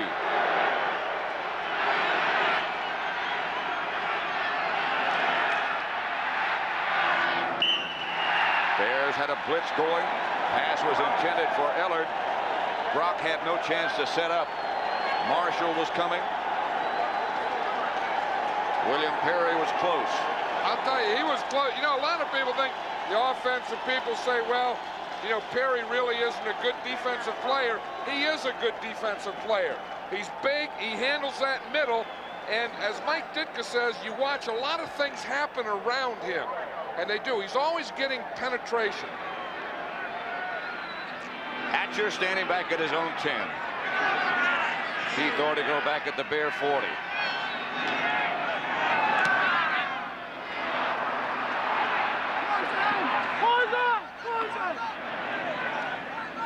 Ortego waving, get away from it. It finally bounces out of bounds. Bears take over. You know what I was talking about, Pat? Watch this. Here's Fred. He's going against Ken Hill here, but watch how he takes it, and he takes a pile and just knocks it back. Then a lot of things can happen on the other side of that, but watch him go as he's here. He has a good take on him and stance. Now watch him just take Hill, just push it. Push, push, push, push, push another guy, Dickerson trying to get him. But see how piles and stuff happen around him. I mean, he gets into that backfield. Big William Perry. 300 plus. Yeah, when he gets it going one way, if you're the other way, it's hard to stop it. He's a good athlete. Reitman in motion, and McMahon gives to Payton, who slips down. Picked up maybe a yard. That was an interesting story. Dale Hatcher, the Ram punter, went to Clemson with William Perry and was telling us what a good diver he is. Yeah, I guess they have a good swimming and diving team at Clemson, and when Perry would go out to dive, students and people would come from all over to watch him. And he would hit that board and darn near snap it down. Then when he hit the water, it would all come up over, and people would just marvel. The diving coach said he could have made the team as a diver. That's right. And he's a good basketball player. Here's McMahon back to throw. Down he goes for the 3rd time of the day by Doug Reed. 14:02 left to play. 1 quarter away from the Super Bowl. Yeah, I don't know if McMahon is hurt or not. He's limping around. Maybe that could just be the result of what happens over the years, T&E, but he gets hit. He's trying to spin out. You see, and he gets that left leg twisted. He got up limping. I think he's shaking it off. That's the one that was his bad one. That's the one that he has the big brace on. Neither one of them, neither knee is really 100% though. But the left one's his real bad one. He Right. calls that his bionic knee. Back to throw again. And now he got the screen pass out to Payton. Payton has not much room to roam. Eckern out there along with Leroy Irvin to make the stop. McMahon upset with himself, or perhaps didn't like that selection of plays. I'll guarantee you that's what it was. He didn't like that play call. And he said, what the heck we calling that for on 3rd and long? Yeah, you know, he and Mike Ditka went for, remember that period of time? Yeah. They went for 1 month and didn't talk to each other. Not a word was exchanged between the two. I'll bet you right now that he's not. See, he goes and talks to guys like linemen, gets close to the heater, talks to Richard Dent, defensive guys. Line drive kick. Goes out of bounds, and the Rams will take over. But again, they have a long way to go. They'll start from their own 29-yard line. A 47-yard punt by Buford. Ditka says he thinks half of the things that McMahon does are just to aggravate him. 17-0 they lead. That's a friend of yours, John. There's Bill Murray. I remember when that hat that he's wearing, I have no idea where he got it, but I think that's an old football helmet. That's the way they used to wear it. Remember, they were like leather helmets, and then they would roll them up and put them in their back pockets when they weren't playing. Bill Murray would wear that. He's down there coaching. He's probably taking credit for that call, that touchdown call, that roll left post corner. Ought to be flying an airplane with 2 wings. Here's Dickerson. There's nothing there for him. He only got a couple yards. Singletary again, the first man there. He got 3. Fencing with an assist. You know, guys like Bill Murray were Chicago Bear fans for years, you know, when they always had to defend it. I mean, they were Cubs fans and Bear fans, and, oh, you're from Chicago, they laugh at him. Now that they're winning, Bill Murray's out there in the sideline. Wonder how he got down there anyway. He wore that hat. I know, the league office won't like that, and they won't like McMahon's headband, but they aren't going to like that either. 2nd and 7 it is. This is Hunter moving, and Brock back to throw. They get it outside to Hunter, and nobody's even close. Tony Hunter out to about the 47. Duerson tripped him up after a gain of 15. I'm surprised Tony Hunter cut back to the inside because there was no one on the outside. He caught the ball. There was no one at all out there, and it looks like he cuts back in. Here he is in motion. When he comes out here, no one covers him, and he turns the ball up. But then he turned it back in. Watch him. He comes in motion, fakes the block, comes out here. There's no one out here at all. Now, why he just didn't stay out here in the sideline? He cut back into double D. David Duerson. On first down, they pitch back to Dickerson. Dickerson tries to find some room, and there's just nothing there. Otis Wilson chased him out of bounds. They have kept Eric Dickerson, the great Eric Dickerson, under control. Well, you know, the last 2 times they played, or both times, Eric Dickerson gained over 100 yards on this team. Of course, you know what he did last week, that 248. That's a full day's work. And that's what the Rams had planned to do today. They wanted to do the same type of thing. Carry the ball 40 times, wear them down, wear them down, wear them down. But I think the Bear defense has been doing the wearing down. 11 minutes and 13 seconds left to play. They fake to Dickerson. Throw outside to Brown. He dropped it. Trying to set up this quick screen to the speed.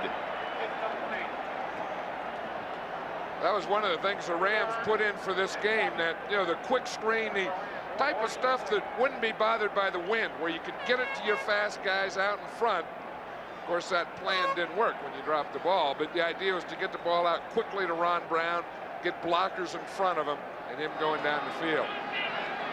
3rd down and 11.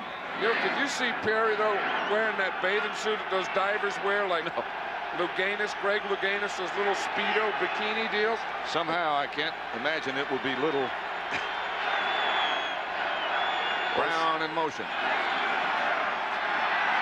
Brock under pressure.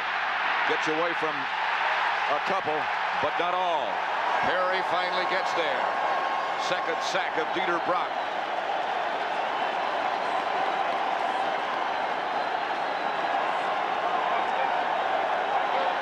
Again, the Rams will have to punt.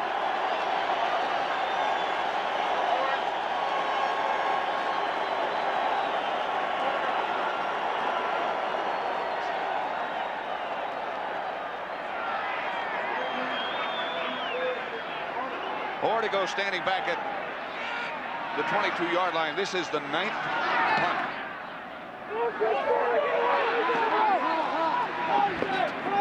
And it goes out of bounds. Beg your pardon, the 7th punt.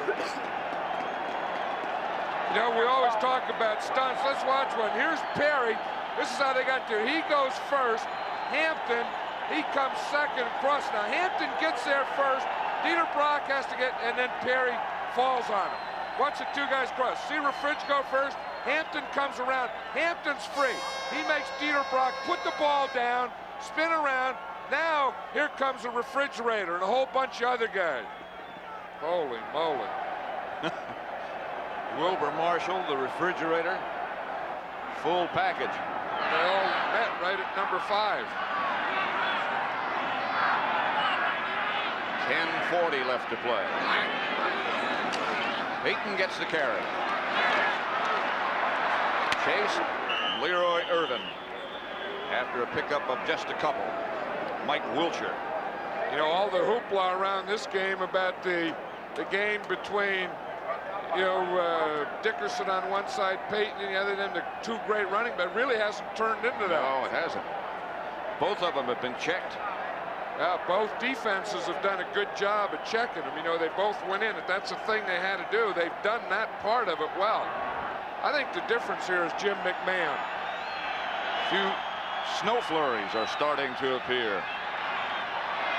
The clock now shows less than 10 minutes. Second down and 9. Meisner, who leaps into the Bear backfield. Flags are down. Greg Meisner, the nose tackle, he has a call. If he thinks it's pass, he yells turkey, turkey, turkey. Run, he yells rabbit, rabbit, rabbit. Defense, 6-9. He didn't have any call from when to start the play, though. He called a rabbit for himself and started to run. But he started. Hilgenberg didn't move the ball. He just started. He grabbed McMahon there. McMahon saying, no, no, no. Peyton goes over to help McMahon, hold McMahon up and grab Meisner off. I would like to hear that conversation between those three guys. Perhaps you can see some of those snow flurries, which have just started to appear. I think it's only fitting. A championship game in Chicago, there should be some snow. I agree. McMahon back to Peyton. He is met right at the line of scrimmage. That'll bring up a third down situation. Jeter was the first man in white to hit him.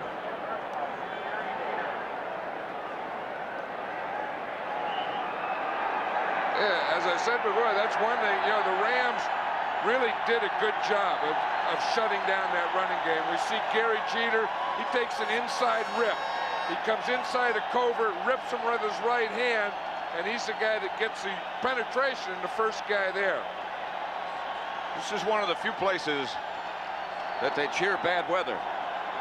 Yeah, but it should. I mean, the elements owe it to Chicago to be here today. Snow should be here today. You have to show up. It's Peyton again, and he did not get the first down, and the Bears will have to punt again. They lead 17-0. There is our cameraman on the opposite side of the field. Hey, he's way up on top. I mean, you talk about elements. There's a man in the elements. It's our buddy Herman Lang. He spent a lot of years in blimps and stuff like that. It's okay with him. He doesn't care. Oh. These guys don't either. But I think this game has everything. I mean, you know, Chicago and the Bears and Soldier Fields and monsters and big guys and tough and guys in short sleeves and snow and everything. The only thing wrong is it got all that stuff and artificial turf. Too bad we can't pick the All-Madden team today. Bears batted out of bounds. They were hoping for a roughing the kicker call against the Rams. They didn't get it. Punt was 26 yards. The Rams take over. They just haven't been able to get anything going on offense. 7:51 left to play. The Bears lead it 17-0.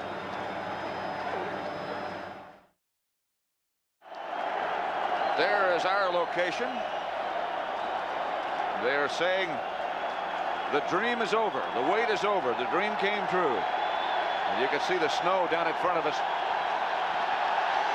It's not over yet, but there's 7:51 left to play, and the Bears lead at 17-0. Think he knows what the score is? Back goes Dieter Brock under pressure. Intended for Henry Ellard, incomplete. Richardson was with it. Everybody in this crowd just roaring and looking with anticipation. Well, not everybody's roaring. Or not everybody's looking. Second and 10 Rams. They have it at their own 33. It's been a long wait for these Bear fans. Guys like Butkus and Sayers who never made it. This game's for them. That's Barry Redden over the left side. And the guy who just made the tackle went through a lot of years of frustration here too. Gary Fensick. 8 dark years when there were no playoffs. And he and his buddy Doug Plank, after whom the 46 defense was named. I'll tell you, there's a real contradiction in Gary Fensick. I mean, here's a guy, you know, smooth, nice guy, good-looking guy, sweet guy, Mr. Clean, graduate of Yale University. But I'll tell you, when you get that ball, he gets that look in his eye, and he's a Jekyll and Hyde. He's a different guy. Brock has the ball batted straight up in the air. Nobody can see it. Steve McMichael had a shot at it, and he had a touchdown if he had come up with it. They just couldn't find it way up in the air. Tell you, Steve McMichael is a guy that's been playing this last part of the season on just guts. Watch him here. He has a bad knee. He's going to have surgery after the season. He has, you know, foreign particles in there. Looks like it hit Dewerson right in the face. Bounced up. McMichael's going to, I got it, dropped it. And his guys are giving, there's Hampton saying, oh, you had it. Dewerson is back deep for the Bears this time. Gonna let Hatcher's punch bounce, and it goes out of bounds at about the 11. And 6:48 now left to play. The snow continues, and the crowd continues to yell, and the Bears lead it. And it looks like they're headed for New Orleans. I think they head first for Champaign, Illinois. I think they're going to work this first week at the University of Illinois and go down to New Orleans. McMahon gives to Peyton. Peyton finds very little running room. It's been that way all day. The leader of the defense, Samurai, Mike Singletary. Well, yeah, you're talking about different personalities. He's the same type of guy. You see him off the field. He has the glasses, very articulate, very nice guy, soft-spoken. You see him on the field, he's wild. He's wild. Got the button-down collar, the tie. Yeah, he'll wear a striped suit on you. Carry a briefcase. Boy, but I'll tell you, he could change from that briefcase to a look in his eye. Second and 10 at the 11. And McMahon's going to go to work. He does. Intended for Reitman. Too far in front.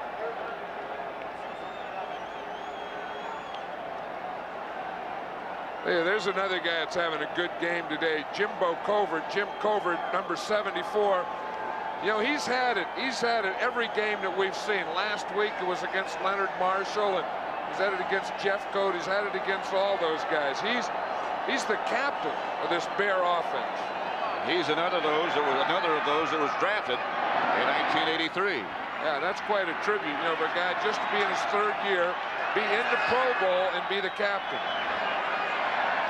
McMahon will operate this time out of the spread. Snowing a little harder. Dennis Gentry was the ball carrier, and now the Bears again will have to punt as Jim Collins made the tackle. Look at this. There's the only guy I've said that's on the All-Madden team is Hampton. He got the worst-looking hands. He got a left finger. He was showing me the other night, you know, that he can't bend and has grafts and stuff in it. So if they go to the Super Bowl, he's going to have him measure that finger, get the ring for that left ugly finger, and then have it melted down and put it on his right. Get a lot more gold that way, he said. That finger of his looks like an elbow. Yeah. That's what these guys think about. That's how they think. They got elbows for fingers. Buford gets it off the side of his foot. The Rams have trouble handling, and Johnson gets it out of bounds in Bear territory at about the 47. 37-yard punt, 4-yard return. 5:08 now left to play. 17-0 Bears. Snow continues to fall. It's a little bit harder now. This, appropriately enough, is Bear weather. This is really what they were hoping for. They like to do that, those linemen, you know, get out there, snow, cold, windy, and get those shirt sleeves, you know, roll the sleeves up, get those big arms hanging out there. They got them all pumped up, you know, big old arms on them. But let's see if you can see those fingers. Those are bad-looking hands. I mean, he bends his hand, and only a couple of things bend. I mean, some stay straight and a few bend. He said, I hate to shake hands. I keep my hands in my pockets a lot. There have been some years of frustration for him around here, too. And he's a tremendous player. Well, you know, he's one of those guys that's in the same group as a Howie Long. Yep. He's kind of a player's player, man's man, that type of guy. Can play anywhere, up and down the line, inside, outside, in. Play the run, play the pass, block a kick, one, you know, play the whole game. They're loving it. Just over 5 minutes left to play. Brock goes back to throw. Going deep for Brown. Frazier right there. Good play. You know, I still say, and we talked about it before, this 46 defense, they commit 8 guys, that you have to have guys like Leslie Frazier. Frazier can go, watch him, Ron Brown, maybe the fastest guy in the game. He just mirrors him, just runs step for step, doesn't interfere, gets good position, sees the ball, is always where he's supposed to be. Remember that interception we saw him make against Green Bay? The greatest play by a defensive back I've ever seen in my life. 2nd and 10. They give to Redden. Redden will have enough, I believe, for a Ram first down before Duerson and Fensick bring him down. A pickup of 11. And they will move the sticks, I believe. One thing, they popped that right through there between the line. You know, they thought maybe they would be able to get a little of that inside running. Of course, now I think it's too little, too late. But it goes down. Excuse me, 4.5 minutes, I was just going to say. Yeah, I was just saying, I think the Rams are this year like the Bears were a year ago against the 49ers. And the Bears were like the 49ers were last year. Same record. To Dickerson. Otis Wilson. They're in a hurry. A loss of 2. Even in a great year last year, the 49ers, no team has ever recorded back-to-back shutouts in playoff history. That's some accomplishment. And again, don't want to say it too many times, but we still haven't seen anybody in that Bear end zone in the 5 games we've done. There's Buddy Ryan. He's the engineer or the architect again of this defense.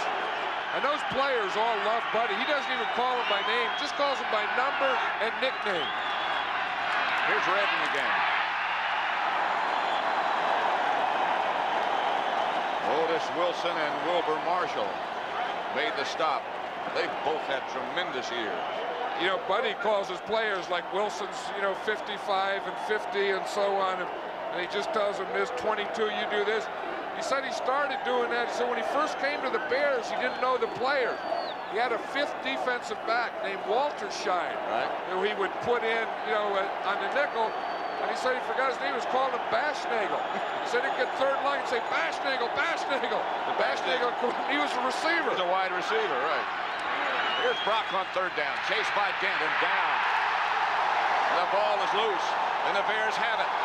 This is Wilbur Marshall with the ball. Marshall, if it's still alive, he's in the end zone. A sack by Dent and a touchdown by Marshall.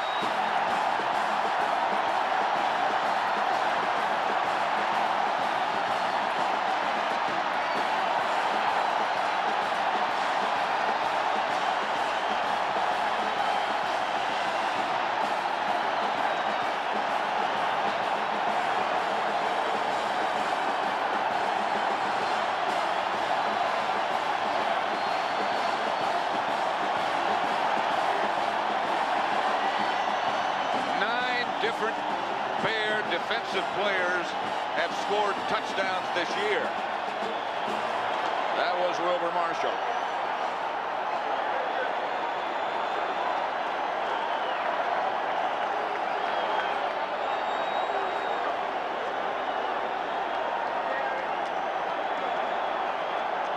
Kevin Butler for the extra point. Steve Fuller holding.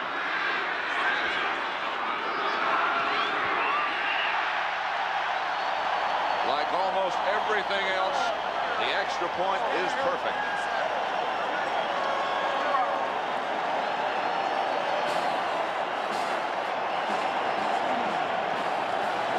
You know, Richard Dent, he was standing up. You see him, and Tony Hunter just couldn't get out. He wasn't quick enough. He got his hands on him.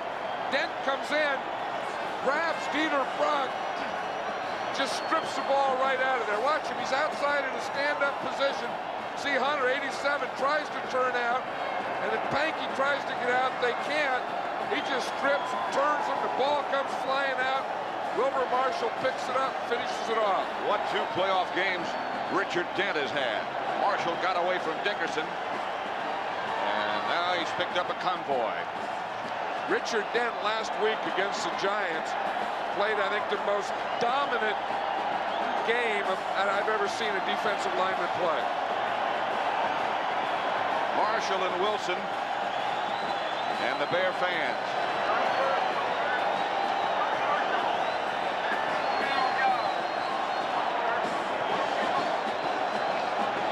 There's going to be a hot time tonight, no matter what the weather is.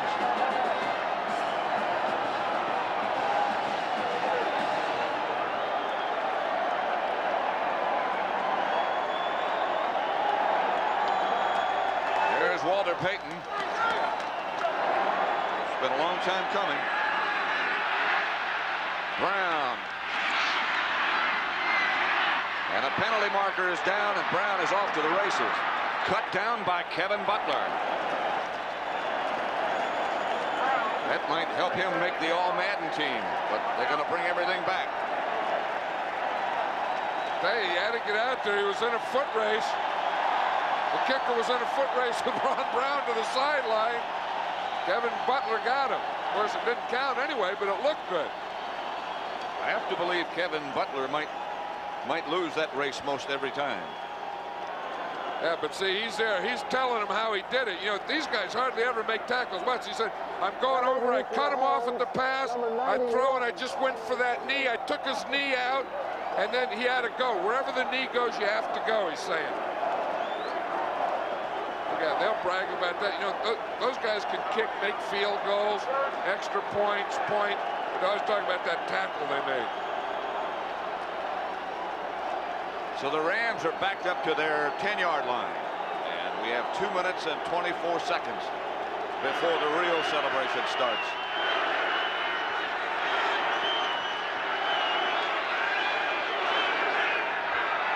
It's Redden on a draw play. Gooman was the other back that time. Dickerson's out. I'll tell you, maybe one of the most underrated players on that defense is Wilber Marshall. You know, he's been all over the place. Not to Mike Ditka. I mean, he's the guy that has to cover the tight end man-to-man, make the plays, has the speed, makes the hits. That's a 2-minute warning, and the Bears have it locked. The unusual Bear quarterback, Jim McMahon.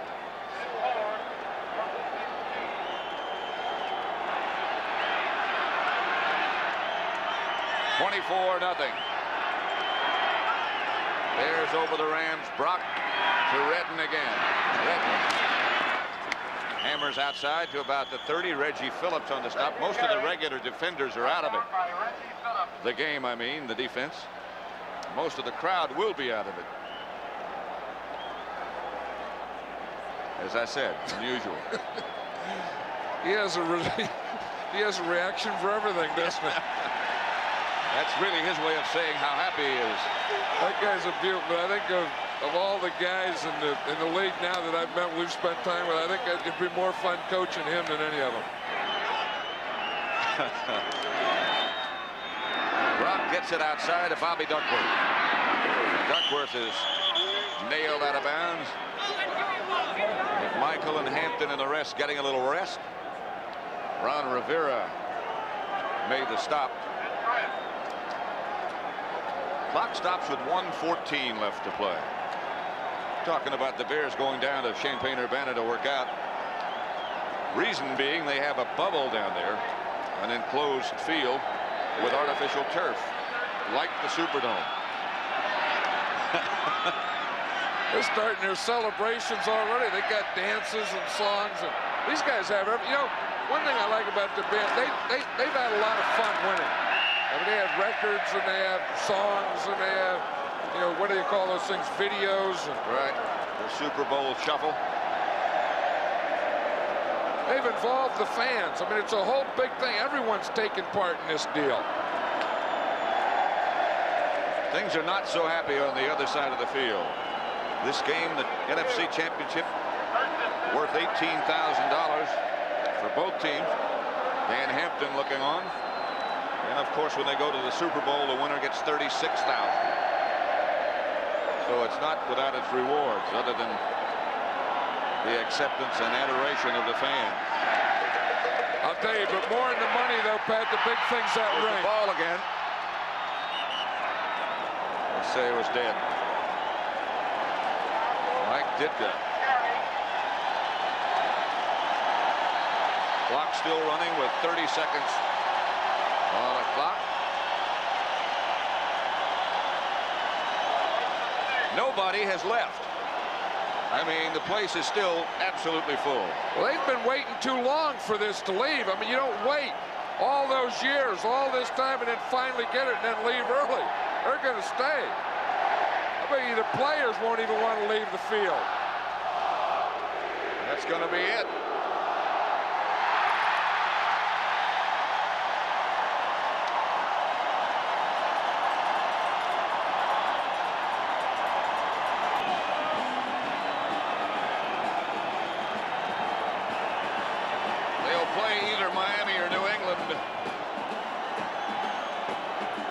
Whoever they play is going to have their hands full. 24-0, the Bears. Now let's go to Brent Busberger.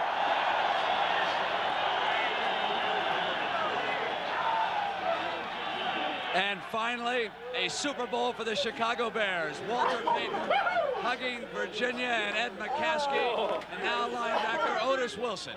Inside the Bear locker room for the owners of the Chicago Bears.